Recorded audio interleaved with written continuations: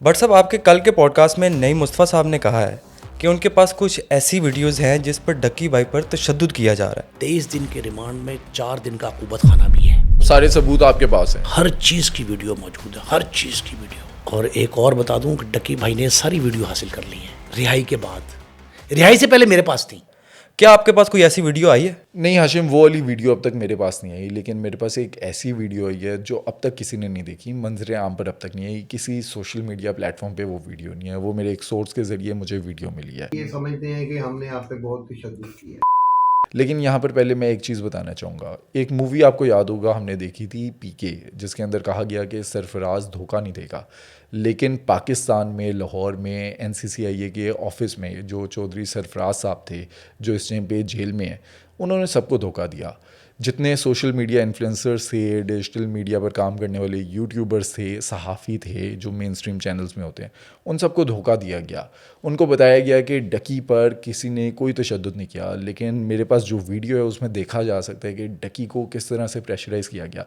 मैंने एक पॉडकास्ट किया था तहमीना शेख के साथ, उसमें मैंने एक चीज़ कोट भी की थी कि जुनैद सलीम साहब ने ये जिक्र किया है कि डकी के पास उसका एक दोस्त आया, उसे कहा गया कि ये पिज़्ज़ा खा लो, तो डकी ने उसे कहा कि इनसे रिक्वेस्ट करें कि मुझे इतना ना मारें। उसने ये नहीं कहा कि मुझे मारें, उसने कहा कि ज़्यादा ना मारें। ये मैंने कोट भी किया हुआ है, ये वीडियो में दिखाता भी हूँ। सहाफ़ी हैं जुनैद सलीम, उनका कहना ये है मुबैना तौर पे डकी पर काफ़ी तशद्दुद भी हुआ है। अब जनाब इस कदर इन पर तशद्दुद किया गया कि कुछ दोस्त भी गए थे। ये कहा जा रहा है, मैं वर्ड यूज कर रही हूँ मुबैना तौर पर। मगर मुझे मारें कम, बहुत मार रहे हैं। अब डकी की गिरफ़्तारी के 3 दिन बाद मैंने ये पॉडकास्ट किया, उसके अंदर मैंने ये जिक्र भी किया कि डकी पर जो है तशद्दुद किया जा रहा है, और मैंने कोट किया जुनैद सलीम साहब को। इस तरह से कई सहाफ़ी हैं, कई सोशल मीडिया इन्फ्लुएंसर्स हैं, उन्होंने जिक्र किया, जुनैद सलीम साहब का नाम लेकर कहा गया चौधरी सरफराज को कि आपने तशद्दुद किया। तो वो तो मान नहीं रहे थे उस टाइम पर। उन्होंने कहा कि अच्छा जी, मैं डकी को बुला लेता हूँ, आप डकी से पूछें। तो उस वीडियो के अंदर डकी को बुलाया जाता है, डकी से पूछा जाता है कि यार वहाँ पर जो कुछ यूट्यूबर्स थे, कुछ सोशल मीडिया इन्फ्लुएंसर्स थे और कई सहाफ़ी भी थे, डॉक्टर अफ़ान कैसर जो हैं वो भी वहाँ पर बैठे हुए नज़र आ रहे हैं। अब उस वीडियो में कहा गया कि डकी तुम बताओ कि क्या मैंने तुम्हें हाथ लगाया है, क्या मैंने तुम पर तशद्दुद किया है? तो डकी हंसते हुए कह रहा है कि नहीं, आपने तो मुझे कुछ नहीं किया, आपने तो मुझ पर कोई तशद्दुद नहीं किया। फिर वो कहता है चौधरी सरफराज कि मैं बाहर चला जाता हूँ और मेरे जाने के बाद तुम खुल के बताना कि तुम पर कोई प्रेशर नहीं है। तो वो कहते हैं नहीं नहीं, आप बाहर ना जाएँ, मुझ पे कोई तशद्दुद नहीं किया गया। डकी ने अपनी वीडियो में भी बताया कि जब जुनैद सलीम साहब तक ये बात पहुंची तो उसके बाद भी डकी को मारा गया कि तुमने बाहर क्यों ये बात बताई।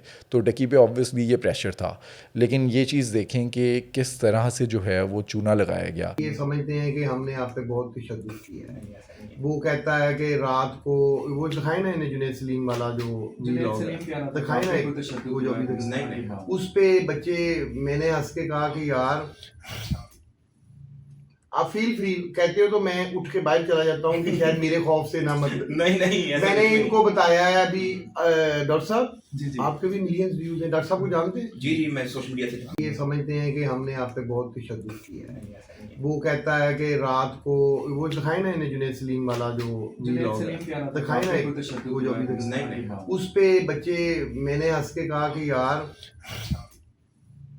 आप फील फ्री कहते हो तो मैं उठ के बाहर चला जाता हूँ कि शायद मेरे खौफ से ना मत। नहीं मैंने इनको बताया है अभी डॉक्टर साहब जी, आपके भी मिलियंस व्यूज हैं। डॉक्टर साहब को जानते हैं? जी मैं सोशल मीडिया से। इसी तरह से इरशाद भट्टी साहब अपने पॉडकास्ट में बता रहे थे कि किस तरह से उन्हें बताया गया, उन्हें बेवकूफ़ बनाया गया, उन्होंने अपने मुंह से कहा। फिर इरशाद भट्टी साहब ने अपने वीलॉग में एक और बात की। वो कहते हैं कि जब मैंने पॉडकास्ट देखा चौधरी सरफराज का, तो उसमें वो कह रहे थे कि डकी बगैरत है, इसका कंटेंट ऐसा है, ये नस्ल को बर्बाद कर रहा है। जैसे कि सरफराज चौधरी साहब जो हैं, जिस तरह से लेक्चर देते थे डकी के बारे में डिफरेंट पॉडकास्ट में, उन्होंने बाकायदा एक ग्रुप बनाया हुआ था। उस ग्रुप में मैं भी हूँ, कई सहाफ़ी उस ग्रुप में है, जिसके अंदर वो डेली बेसिस पे कोई अगर नोटिस जारी कर रहे हैं या उनका कोई पॉडकास्ट भी आ रहे हैं या उनका कोई क्लिप भी शेयर किया गया है, तो वो ख़ुद उसमें वो क्लिप शेयर करते थे और फिर हमारी कुछ यूट्यूबर्स जो हैं उस पर हार्ट भी बनाते थे, लाइक करते थे उसे, उनकी नज़र में आने के लिए। तो इस तरह के तमाम मामला चल रहे थे। अब कल जब नईम साहब ने ये बात की कि उनके पास ऐसी वीडियोस थी जिनमें डकी पर तशद्दुद किया जा रहा था, मैंने उनसे सवाल किया कि आपने मुतल्लिका अथॉरिटीज़ जो हैं उनके साथ शेयर क्यों नहीं की, आपने उनको बताया क्यों नहीं कि डकी पर ये जुल्म व सितम किया जा रहा है। तो वो कहते हैं कि मैंने तो आवाज़ उठाई, मैंने कई शोज़ के अंदर ये बात की और मैंने पिंडी और इस्लामाबाद वालों के साथ शेयर भी की। अच्छा बट सर, उस टाइम पे ये जो सोशल मीडिया इन्फ्लुएंसर है जिसमें डॉक्टर अफ़ान कैसर साहब भी हैं, ये सब लोग उस टाइम पे उनके साथ जो पॉडकास्ट वगैरह कर रहे थे, आज उन पे बड़ी तनकीद हो रही है। हाँ आशिम, मैंने देखा है कि सोशल मीडिया पे इस टाइम पे काफ़ी ट्रोल किया जा रहा है, काफ़ी तनकीद की जा रही है उन सोशल मीडिया इन्फ्लुएंसर्स को, लाइक डॉक्टर अफान कैसर और जो दूसरे थे जिन्होंने उस टाइम पे पॉडकास्ट किया सरफराज चौधरी साहब के साथ, और सरफराज चौधरी साहब ने जो धोखा दिया उन लोगों ने धोखा खाया। वो अब डकी भाई जो हैं उस टाइम तो अपने मुँह से बता रहे थे कि नहीं मुझ पर तशद्दुद नहीं किया गया, और सामने जो बैठा हुआ है उसने तो ऑब्वियसली यकीन करना है कि वो हंस कर बात कर रहे हैं और वो बता रहे हैं कि नहीं मुझ पर तशद्दुद नहीं किया गया। अब जहाँ तक डॉक्टर अफान कैसर साहब की बात है तो मेरी उनसे भी मुलाकात हुई है। छोटा भाई कहते हैं, मेरी जो फियांसे है उनको वो छोटी बहन कहते हैं। हमने एक पॉडकास्ट भी किया था सुनो न्यूज़ के अंदर उनके साथ, तो इस तरह से वो भी काफ़ी हक में बात करते रहे हैं डक्की की। एक पॉडकास्ट तो मैं देख रहा था जिसके अंदर वो कहते हैं कि अगर मेरे बस में हो तो डक्की को मैं फौरी छुड़वा लूँ। आज आपको एक बात बड़ी बरमला पॉडकास्ट में कह रहा हूँ, मैंने तनकीद की द वे डकी प्रमोटेड, लेकिन मुझे सबसे ज़्यादा अफसोस है जब मैं उसे हथकड़ियाँ लगे इस तरह अदालतों के चक्कर लगाता देखता हूँ। आपका बस चले छुड़वा लें? आधे घंटे से पहले। अच्छा, हैव यू ट्राइड दिस? कोई कोशिश की है इसमें? मेरा दिल बहुत करता है कि ऐसा मैं कर पाऊँ। तो इस तरह कई ऐसे लोग हैं जिन पे इस टाइम पे तनकीद की जा रही है, जिन्होंने उस टाइम पे धोखा खाया था सरफराज चौधरी साहब का। अच्छा, डक्की के चैनल पे जो हमने अभी रिसेंट वीडियो देखी है उसमें उसने कहा है कि मैं अगली वीडियो जो मेरे साथ जेल में क्या क्या कुछ हुआ मैं उस पर डालूंगा। तो क्या आपको पता है कि उसके साथ जेल में क्या क्या हुआ? या डकी के साथ जेल में क्या कुछ हुआ ये तो मुझे नहीं पता, लेकिन एक पॉडकास्ट मैंने किया था जिसके अंदर यूट्यूबर हसीब जो हैं उन्होंने अपनी कहानी बताई कि उनके साथ जेल में क्या कुछ हुआ। वो हम अपनी ऑडियंस को दोबारा सुनाते हैं कि गंदा अंडा हसीब खान, उसके साथ जेल में क्या कुछ हुआ था। कैंप जेल के अंदर गए, वो जो उनका मेन गेट है, क्योंकि ज़िंदगी में कभी वहाँ नहीं गए थे, तो वहाँ पे जाते ही एक तो जो हमारे दोस्त हैं ना पुलिस एहलकार, मैं बड़ी इज्जत और बहुत एहतराम के साथ एक रिक्वेस्ट करना चाहता हूँ कि इनके डायलेक्ट के ऊपर ना इनकी स्पेशल कम्युनिकेशन क्लासेस करवाई जाए। ठीक है, वो उनका अंदाज़े बयां और वो जो अंदाज़े मुखातिब था वो इतना बुरा था ना, ओए मौलवी इधर आए। ठीक है, मैं अब डर गया, मैं कहा मैं ये मौलवी छोड़ो, मैं कहा जी सर, बैग पकड़ा। अब वो बैग में ना मुझे ना बेसिकली डेंटल इश्यूज़ हैं 2-3 ना, तो वो जो डेंटल फॉसिल्स नहीं होते मेरे पास वो पड़े हुए थे, वो जिसमें वाइट रंग के होते हैं जिसमें धागा लगा होता है। उसने जो चीज़ें नहीं लेके जानी थी वो रख ली, बाकी उसने कहा जाओ जी अंदर। अब मैंने उससे पूछा, मैंने कहा यार ये डेंटल फॉसिल्स भाई वापस कर दे, ये तेरे किसी काम के नहीं है। मैं कहा तुझे पता है तो इसको कहाँ इस्तेमाल करना है? ठीक है, कहना चल आगे हो, वो आगे क्योंकि रश होता है।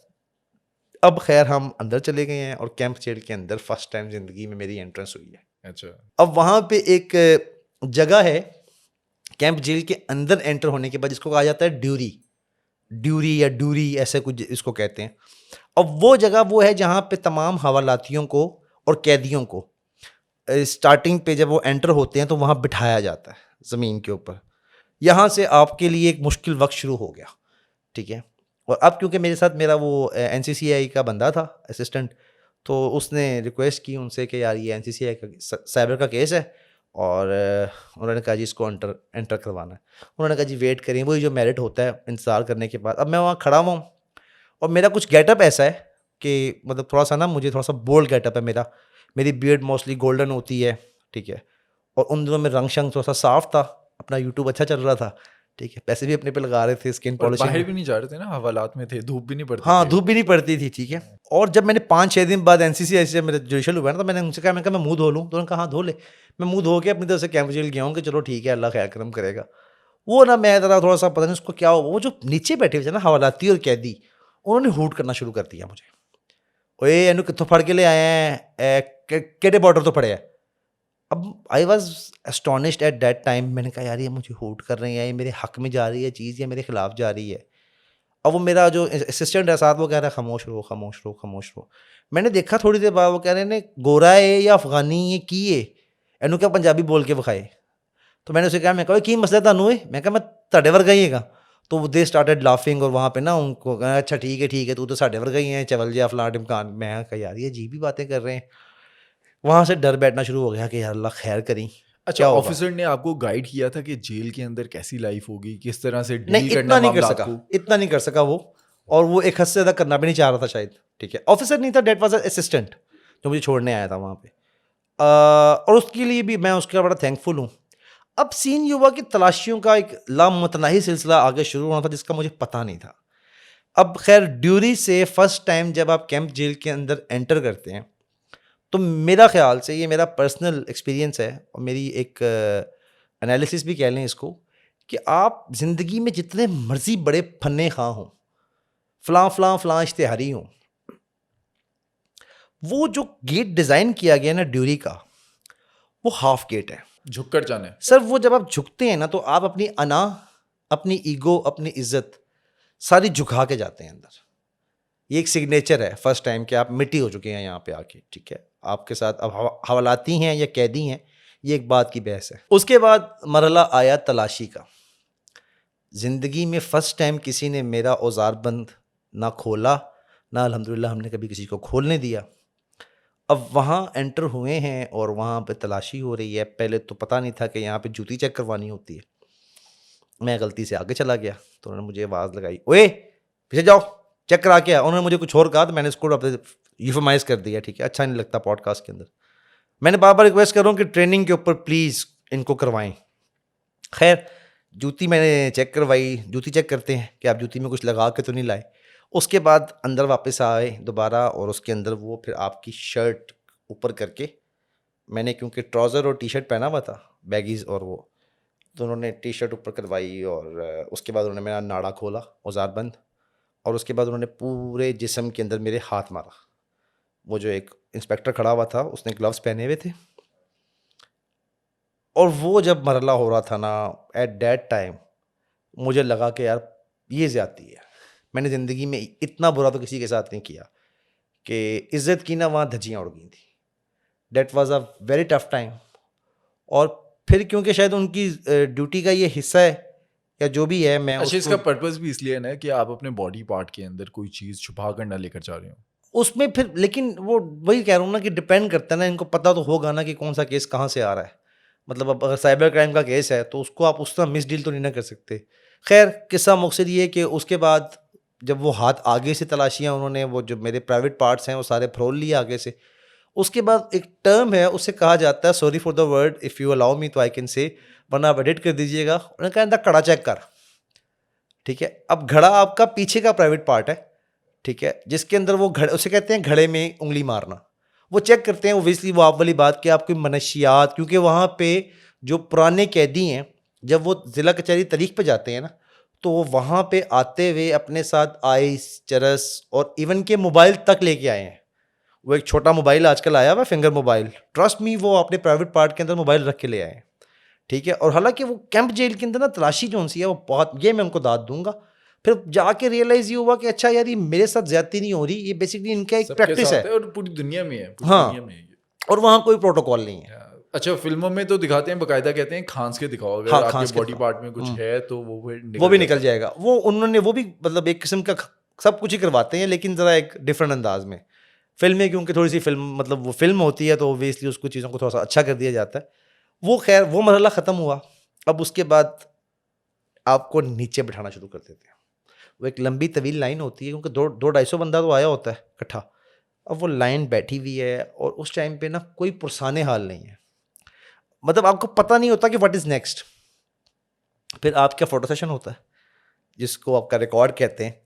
वो इस तरह पकड़ के आप ये तख्तियाँ वख्तियाँ, अच्छा हमारे यहाँ क्योंकि ये जो है ना ये फिल्म्स में होता है, ठीक है। उसमें कहते हैं सीधा देखो, सामने देखा, लेफ्ट देखें, लेफ्ट देखा, राइट देखें, राइट देखा।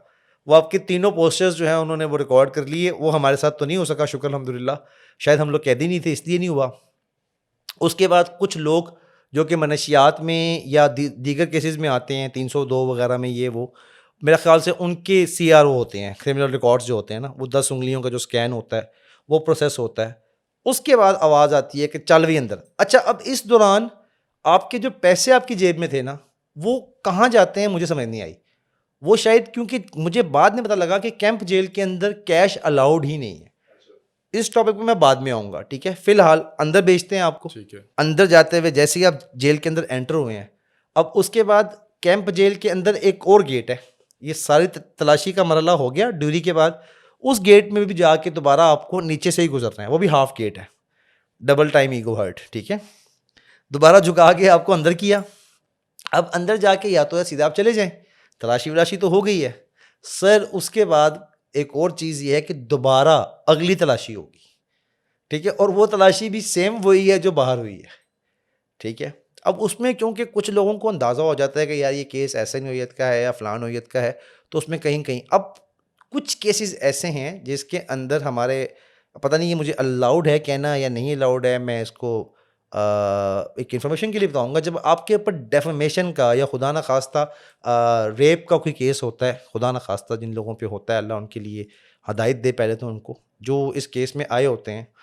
फिर वो जो पुलिस ऑफिसर्स हैं ना, वो ऐसे केसेस में एक एक दो दो थप्पड़ मारते हैं, ठीक है। और वो जो जितने भी वहाँ पे सिक्योरिटी पे खड़े हुए मामूर अफसर्स हैं ना, यार उनका हाथ बहुत बड़ा होता है, ठीक है। अब मुझे ये था कि मैं लाइन में लगा हुआ हूँ और मुझे ये समझ नहीं आ रही कि ठक ठक की आवाज़ें क्यों आ रही हैं, कुट क्यों पड़ रही है। होता नहीं कि मुझे पता लग जाए कि मुझे पढ़नी है तो मैं माइंड प्रिपेयर कर लूँगा कि यार ठीक है, ठीक है। अब वो खैर सबका नंबर चल रहा था, जब उस टाइम पता नहीं था कि कौन किस केस में आया हुआ है। अब वो जब मेरा नंबर आया, उसने मुझसे पूछा तो मुझे कहता हाँ जी की केस है। मैं कहा जी डेफेमेशन का केस है। ये मुझे मेरे उस NCCI के इंस्पेक्टर ने बताया था कि जब आप अंदर जाएंगे ना, आपसे पूछेंगे कि क्या केस है, तो आप कहिएगा डेफेमेशन का केस है। मैंने कहा ओके, मैंने डेफेमेशन का केस ही कह दिया और मुझे लगता है कि वो एडवाइस मेरे काम आई, ठीक है। वो भाई साहब को या तो समझ नहीं लगी, उन्होंने मुझे कहा FIR दिखा। मैंने FIR दिखाई, वो FIR के ऊपर जो लिखा हुआ था उन्होंने देखा 21-24 है, ओके। मैं कहा पीका लग गया तेरे थे, मैं कहा हाँ जी चल आगे हो आगाओ। उसके बाद मरला ये होता है कि आपको नए मुलाइजे में शिफ्ट कर दिया जाता है। अब नया मुलाइजा एक बैरक है, ये मैं कैंप जेल की बातें बता रहा हूँ, अल्लाह ना करे कोट लखपत कभी जाना हो, ये मुझे जो मेरा एक्सपीरियंस है वो कैंप जेल का है। उसके बाद आपको लेके जाते हैं नए मुलाइजे में। नया मुलाइजा क्या होता है कि वहाँ पे जितने भी नए हवालाती हैं या कैदी हैं, वो एक बड़ी सी बैरक है, उस बैरक के अंदर आपको एक रात रखा जाता है। उस रात में नशेई भी आपके साथ हैं, ठीक है, और मतलब किसी को फायर लगा हुआ है तो वेस्टली वो तो हॉस्पिटल चले जाएंगे, लेकिन नशेई भंगी ये वो सारे ही साथ हैं, किसी का आपको पता नहीं है कि कौन किस केस में आया हुआ है। अच्छा, एक हवालाती या कैदी का दूसरे के साथ रवैया कैसा होता है, सलूक कैसे करते हैं? क्रिमिनल्स हैं नहीं है वो बात की बात है, लेकिन उस टाइम पे सारे साथ हैं। अच्छा फर्स्ट मुलाइजे में आप बात कर रहे हैं? फर्स्ट मुलाजिम में पहली रात जेल के उसमें अंदर ना यार जो स्मोकर्स होते हैं उनको तो यही होता है कि सिगरेट कितना लबेगा, ठीक है। अब मैं खुद स्मोकर था, अभी सारे मरहले में मुझे 9-10 घंटे हो गए थे, मुझे सिगरेट नहीं मिली थी और क्रेविंग उस टाइम कमाल के ऊपर गई हुई थी, पॉइंट के ऊपर किया कहीं से सिगरेट मिल जाए। खाने की भूख नहीं थी, सिगरेट की तलब कमाल थी। खैर वो पूछते बुझाते किसी का भी सिगरेट नहीं थे। अब वो जो हैबिचुअल लोग हैं ना, जो बार बार आते हैं, उनकी अंदर दोस्तियाँ होती हैं और वो आते ही ना, जब उनकी कैंप जेल में एंट्री होती है तो वो कैंटीन पे अपना अकाउंट खुलवाते हुए आते हैं। वहाँ पे कैंटीन भी है कैंप जेल के अंदर एंटर होते ही। हमें क्योंकि इस किस्म की इन्फॉर्मेशन से हम बहुत फैज़ नहीं ले सके, तो हम अंदर ऐसे ही मददगार पड़े हुए थे। फिर खैर वो एक फरिश्ता नुमा इंसान आया, उसने मुझे एक सिगरेट दिया जो कि क्राफ्टेड नाम का एक सिगरेट था, जो मैंने ज़िंदगी में कभी नाम भी नहीं सुना होगा। मुफ्त दिया, पैसे लिए? मुफ्त, शुक्र अल्हम्दुलिल्लाह मुझे मुफ्त दिया, ठीक है। और बाकी कई लोगों को उसने हज़ार रुपये की पर्ची पे भी सिगरेट दी है, ठीक है। लेकिन वो मसला ये है कि पर्ची भी एक कमिटमेंट दी कि मुझे कल मुलाकात आएगी और मैं तुम्हें 1000 रुपये दे दूंगा। यानी कि वो जो बांट रहा था ना, वो खुदा तरसी में ही बांट रहा था। उसको पता था कि आधों से आने हैं, आधों को पता था ये फुकरे हैं, इन्होंने कहाँ से देना है। मुझे उसने कुछ भी, मैंने उससे कोई कमिटमेंट नहीं की। मैंने कहा यार अगर पिला देगा तो जब मुझे बताई तू कहाँ पे होगा, मैं तुझे सिगरेट पहुँचा दूंगा, डब्बी पहुँचा दूंगा, मेरी मुलाकात आएगी तो। खैर वो रात गुजरी, एक सिगरेट के ऊपर रात गुजारी, खाना आ गया, खाना खाया और वो रात खाना कैसा होता है? खाना बहुत अच्छा होता है। खैर रात गुजारी और अगले दिन हमें मुलायजे पे भेज दिया गया। खाने में होता क्या है? यार खाने में ना एक तो प्रोटीन बहुत ज़्यादा देते हैं, ठीक है। जो जिमर्स वगैरह हैं ना, बॉडी बिल्डर्स वगैरह, शायद उनको लगता है कि सारे हवालाती कैदी जो उनसे है ना उनको प्रोटीन, मैं इतनी प्रोटीन वहाँ से खा के आ रहा हूँ कैंप जेल से, ठीक है, कि जब मैंने वापस आके अपने टेस्ट करवाया ना, मेरा प्रोटीन लेवल एक्सीड कर गया, ठीक है। हफ्ते में 5 दिन चिकन है। ये आगे चल के आते हैं, ये नया मुलायजा अभी करना डिस्कस, ठीक है। अब सुबह सुबह नए मुलायजे में नेक्स्ट डे, पहली रात आपने वहाँ गुजार ली बैरक के अंदर, फर्स्ट डे आपको सुपरिटेंडेंट साहब के सामने पेश किया जाएगा और वो भी एक पूरा सीन है। एक मतलब सुपरिटेंडेंट साहब इज इक्वल टू बादशाह over there, he is the king of camp jail, ठीक है। He can do anything and मतलब उनको पता होता है कि किसको कहाँ भेजना है। उनके ऑर्डर से ही, उनके साइन से ही आपको बैरक अलॉट्स होती हैं। अब उस टाइम पे जाके पता लगा जी नए मुलाइजे के अंदर क्या होता है। अब हम लोग क्योंकि दाढ़ियाँ मूछें रख के गए हुए थे, अंदाज़ा नहीं था कि ये कटवा के जानी होती है या कुछ भी ऐसा होता है कि कईयों के। खैर मेरे तो शुक्र अल्हम्दुलिल्लाह मेरे बाल हैं ही नहीं, तो मुझे तो ये टेंशन ही नहीं थी कि मेरे बाल कटने हैं। वो जिनके थे ना लंबे लंबे पफ और ये वो जब सुबह नए मुलाजे में पेश किया उनको, और वहाँ जाके हमने देखा कि जो अनट्रेंड नाई है ना वो आता है और आके ऐसे बाल पकड़ता है और कच कच कच कच कच कच कच कच आपके सारे बाल काट देगा। जिसकी मूछें बड़ी हुई हैं, तौ बड़ा हुआ है। किस्सा मुख्तसर सुप्रिटेंडेंट साहब के सामने पेश करने से पहले पहले आपको नॉर्मलाइज किया जाता है। आपके बाल शाल काट दिए जाते हैं, आपकी मूछें काट दी जाती हैं ताकि आप एक हवालाती या कैदी लगें। अब 7 बजे ये प्रोसेस शुरू हो गया है। सुप्रिटेंडेंट साहब 9 बजे तशरीफ़ लाते हैं, जो कि उनका एक टाइम है आने का, ठीक है, क्योंकि उन्होंने उससे पहले पहले एक बारकों के दौरे करते हुए आना होता है, सफाई सुथराई ये वो सारा चेक करते हैं वो। खैर उससे पहले डीएसपी साहब आते हैं 8 बजे। वो डीएसपी काशिफ साहब, मैं उनका नाम लूँगा, बड़ा कॉम्पिटेंट आदमी है। उन्होंने बड़ा कोऑपरेट किया हम लोगों को, जो मसाइल हुए हमने कंप्लेंट्स की तो उन्होंने बाकायदा हमारे मसाइल हल कराए।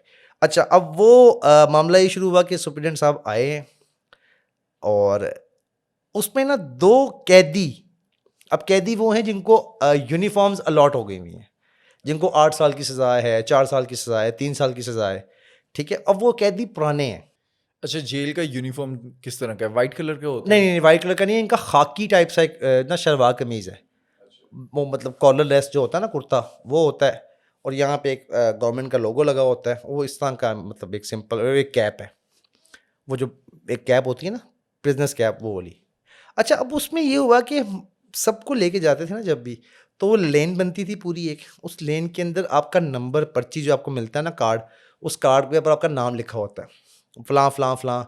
अब वो कहते हैं जब सुप्रिटेंडेंट साहब आएंगे वो आपसे आके पहले सलाम करेंगे और आपने सवाल का जवाब सलाम, उन्होंने कंबाइन सलाम करना है सबको, अस्सलाम वालेकुम उन्होंने कहना है। और उसके बाद हमें हदायत ये होती हैं कि आवाज़ इतनी हो कि ज़्यादा ऊंची भी ना हो और इतनी कम भी ना हो तो उन तक ना पहुँचे। अब एक तो ये प्रेशर ये है कि यार जवाब देना है, किस अंदाज में देना है, ठीक है, आप बिल्कुल आगाह नहीं होते। और इसके ऊपर भी सीन ये है कि जब आपको पेश करते हैं तो 2 कैदियों ने पकड़ा हुआ है। अब वो जब आपसे पकड़ा हुआ है ना, तो एक वो जो पुलिस एहलकार है वो साहब के साथ खड़ा हुआ है, जो पूछेगा हाँ जी की ना है। अब आपने, जो मेरे से पहले आगे लोग थे उन्होंने कहा जी जाफ़र या फ़लाँ फ़लाँ फ़लाँ फ़लाँ नाम। अब उन्होंने वाकई इतनी कम आवाज़ में कहा कि आगे आवाज़ नहीं गई, मध्यम आवाज़ में उन्होंने कहा। और इससे पहले बारहा सुप्रिटेंडेंट साहब के आने से पहले पहले आपको इन्फॉर्म किया जाता है कि जब वो आएंगे तो ऐसे ऐसे नाम पूछेंगे, केस पूछेंगे, वल्दियत पूछेंगे। आपने एक नॉर्मलाइज आवाज़ में उनको बताना है ताकि आपकी आवाज़ उन तक पहुँचे, क्योंकि वो एक डिस्टेंस पे बैठे होते हैं, थोड़ी सी हाइट के ऊपर, थोड़े से फासले के साथ। खैर किस्सा मुख्तसर वापस आते हैं उस चीज़ के ऊपर। सुप्रिटेंडेंट साहब आए और जब आवाज़ें आई, अब मैं पीछे खड़ा हुआ ये देख रहा हूँ ठक ठक ठक क्या हो रहा है। वो जो कैदी है ना, वो जैसे ही आपने हल्की आवाज़ में बात की है तो वो ठक ठक एक पीछे से कमर पे आई है, एक गर्दन पे चपेट आई है, और ठक करके एक और चपेट, तीसरी चपेट कमर के ऊपर आई है। अब मैं इस चक्कर में, मैं हूँ डायबिटिक पेशेंट, ठीक है, बार बात पे ना शुगर लो, मतलब वहाँ पे बहाना बना हुआ था, ठीक है। अब मैं ये देख के ना मेरी शुगर लेवल दोबारा लो हो गई। मैं कहा यार अब यहाँ फिर पड़ेंगी, जिन लोगों को पड़ती आई हैं बेचारों को। अब लोगों पे भी तरस आ रहा है, और तरस को छोड़ो, अपनी बारी का इंतजार है कि क्या होगा, ठीक है। और जब मेरी बारी आई तो उतनी देर में उन्होंने पूछा हाँ जी की ना आए।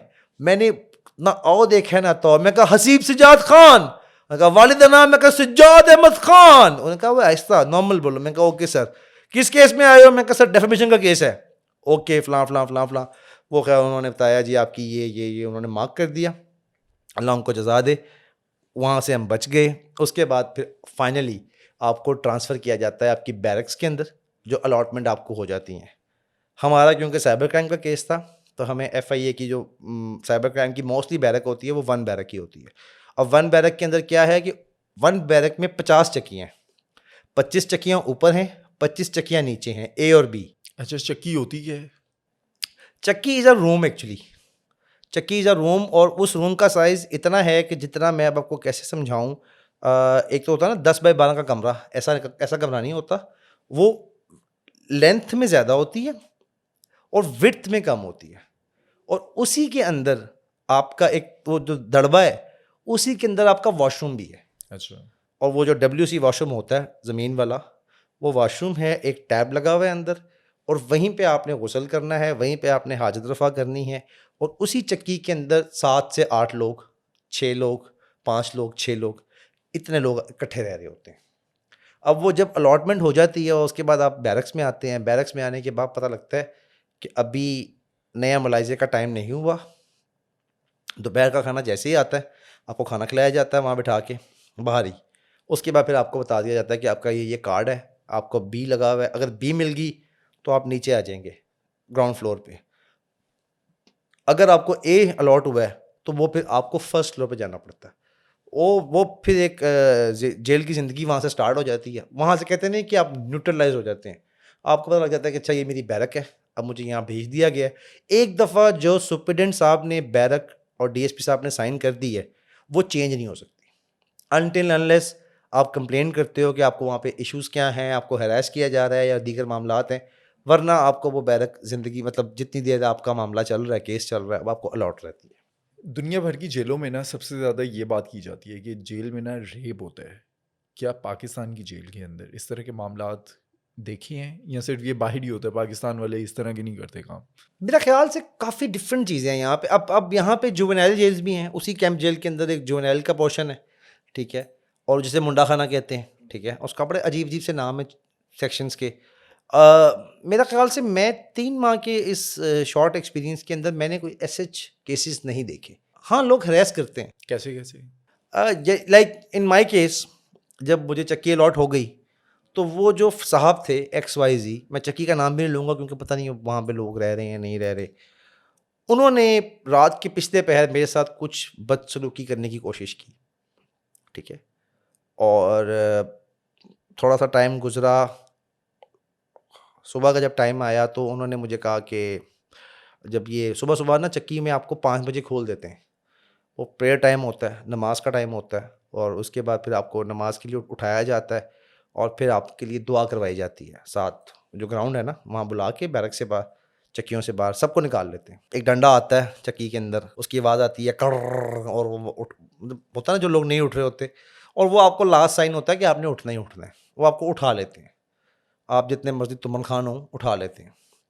फिर आपको बाहर लाया जाता है, आप दुआ करते हैं। वो एक मौलवी साहब हैं जो कि ख़ुद कैदी हैं और वो आपके लिए दुआएं करवाते हैं, अल्लाह ताला उनकी दुआओं में बरकत डाले। और उसके बाद फिर आपको खोल देते हैं 2 घंटों के लिए कि ठीक है अब आप थोड़ी सी वॉक शॉक करें और लोगों से मिले जुलें, बातें शातें करें। वहाँ पे भट्टियाँ भी हैं, जिसने भट्टी पे नाश्ता बनाना है वो नाश्ता बना ले। सुबह एग्जैक्ट 6 बजे आपको नाश्ता मिल जाता है, ठीक है। खैर वापस आते हैं, वो जो उन साहब ने हरास ऐसे किया कि जब सेकंड डे कुछ ना हुआ, जब उन्होंने देखा कि मैं किसी तरह से उनके कैंडे में नहीं आ रहा और थोड़ा सा उनको पता लगा कि ये इसका थोड़ा सा इन्फ्लुएंस भी है, तो मैंने उसको साफ कहा, मैं तेरी कंप्लेंट कर दूंगा कि तू मिसबिहेव कर रहा है मेरे साथ, ये कुछ भी कर रहा है। उसने मुझसे कहा कि यहाँ रहना है ना तो 20,000 रुपया महीना मुझे पे करना पड़ेगा। और उसके ऊपर उसकी दलेरी ये थी कि उसने मुझे नंबर भी दे दिया एक कि इस नंबर पे मुझे जैस कैश करवाओ। अच्छा ये मैं रिपीट कर रहा हूँ, ये वहाँ पे मौजूद एक और हवालाती ने मेरे साथ किया, ठीक है, जो मेरे से पहले उस चक्की में रह रहा था। पुलिस वालों का नाम मैं नहीं ले रहा, हवालाती की बात कर रहा हूँ। अच्छा, भत्ता मांगे, टाइप ऑफ भत्ता। अब मैंने उससे पूछा, मैं कहा इसको जस्टिफाई कर दे, 20,000 रुपया चलो ठीक है मैं घर कह भी देता हूँ, मुझे आ भी जाएगा तुझे, प्रोटेक्शन मनी। हाँ, तो मैं कहा यार अब ये इसका क्या सीन है। खैर वो अगले दिन ही मैंने जाके, वो अब होता है कि सवाल पे बैठना एक चीज़ होती है, मैंने जाके अपने वो जो ड्यूटी पे मामूर इंस्पेक्टर साहब थे, वो जो हवलदार साहब थे, मैंने उनको बताया, मैंने कहा सर ऐसे ऐसे मेरे साथ मिसबिहेव हो रहा है तो मुझे कंप्लेन करनी है। उन्होंने कहा ये ना लिख लिया, सवेरे सवाल पे बैठेगा। सवाल पे बैठेगा ये क्या है? सवाल पे बैठने का मतलब यही है कि आपको नए मुलाइजे में जो नेक्स्ट डे का नया मुलाइजा होगा उसमें सुपरिटेंडेंट साहब के सामने पेश किया जाएगा, और आप जब वो नए मुलाइजे से फ्री हो जाएंगे तो एंड पे 5 मिनट का सेशन ये होता है जिसमें वो सुनते हैं कि शिकायत सेल क्या क्या है, आपको कंप्लेंट्स क्या है। मैंने बड़े डिसेंट अंदाज में उनसे, बड़े मुहद्दब अंदाज में झुक के इस्लाम करके मैंने उनसे गुजारिश की, मैंने कहा सर मेरे साथ ये मसाइल हैं। उन्होंने कहा कि इस भाईजान को वो जो साहब तंग कर रहे हैं उनको बुला के लाया जाए और यहाँ पे उनको पेश करें। मैंने कहा सर मैं आपसे सिर्फ ये रिक्वेस्ट करना चाहूँगा कि उनको ना बुलाएं, मैंने उनके साथ एक दिन गुजारा है, खाना खाया उनके साथ, आप बराए करम मेरी चक्की चेंज करते हैं। तो उन्होंने हुक्म दिया कि इसकी चक्की फ़ौरन पे चेंज की जाए और उन्होंने मेरी चक्की चेंज करवा के मुझे एक नेक्स्ट चक्की में शिफ्ट कर दिया। अब वो साहब जो हैं वो पता लगा बाद में कि वो एक अरसा 3 साल से यहाँ पे रह रहे हैं, गुर्दे वुर्दे को बेचते बूझते थे वो, जो इंसानी अज़ा की जो है ना स्मगलिंग में वो उस केस में आए हुए हैं वो। लेकिन मैं हैरान इस चीज़ के हुआ कि वो बंदा वहाँ आके भी तब्दील नहीं हुआ। वो वहाँ आके भी एक अपनी धाक बिठा के बैठने और हमें कोशिश यही थी कि हमारे, क्योंकि हमारा प्लान तो नहीं था कि लंबा रहना है यहाँ पे। हम तो हर वक्त ये दुआ करते थे कि अल्लाह पाक आज यहाँ से निकाल देगा, अल्लाह पाक आज यहाँ से निकाल देगा, कल हमारी बेल हो जाएगी। लेकिन वो कहते हैं कैंप जेल के बारे में मशहूर है कि वहाँ आंधी में शॉपर भी आए ना तो उस शॉपर को बाहर निकलते निकलते 2 हफ्ते लग जाते हैं। तो उससे पहले 2 हफ्ते से पहले किसी की बेल नहीं होती, ठीक है, मिनिमम ये कहा जाता है। अच्छा, वहाँ टोरी कैदी, ये टर्म सुनी है आपने? वहाँ पर कोई होता है टोरी कैदी? टोरी हाँ। टोरी होता है कि जी जो पुराना कैदी है, यानी कि मिसाल के तौर पे जो 302 के केसेस में आए हुए हैं या फलान 9C के केस में आया हुआ है या कुछ को पनिशमेंट हो गई हुई है, अब वो क्या होता है कि वो चक्की को ऑन कर लेता है। अब वो चक्की को ऑन करने से मुराद ये है कि वो अपनी खुश उसलूबी से बताएगा कि मैंने अपनी चक्की को रेनोवेट करवाना है। मॉनिटर्ड है वो चक्की का? हाँ जी, उसने जनाब नहीं वो पैसा भी खर्च कर रहा है, फाइनेंसर भी है, और उसने अपने मतलब घर से पैसे पूसे मंगवा के, पर्चियाँ मंगवा के उसने बता दिया कि मैंने चक्की ऐसे ऐसे पेंट करवानी है, और जिसके ऊपर आपको अदारा सपोर्ट भी करता है कि ठीक है हमारी अगर जगह की साफ़ सफाई हो रही है। अच्छा, एक चीज़ का बड़ा मज़ेदार चीज़ है जो मैंने कैंप जेल में देखा, वहाँ साफ़ सफाई बहुत ज़्यादा।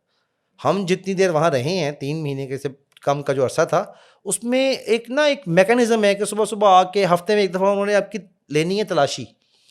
अब उस तलाशी में क्या होना है कि वो एक अनएक्सपेक्टेड टाइम पे वो किसी भी टाइम आ सकते हैं, सुबह 5 बजे आ सकते हैं, सुबह 6 बजे आ सकते हैं, जिस पे DSP साहब खुद मौजूद होते हैं। वो आपकी चक्कियों में से सारा सामान बाहर निकाल के आपकी चक्की को बाकायदा, जिसे कहते नहीं है उर्फ़े आम में, नंगा कर देते हैं।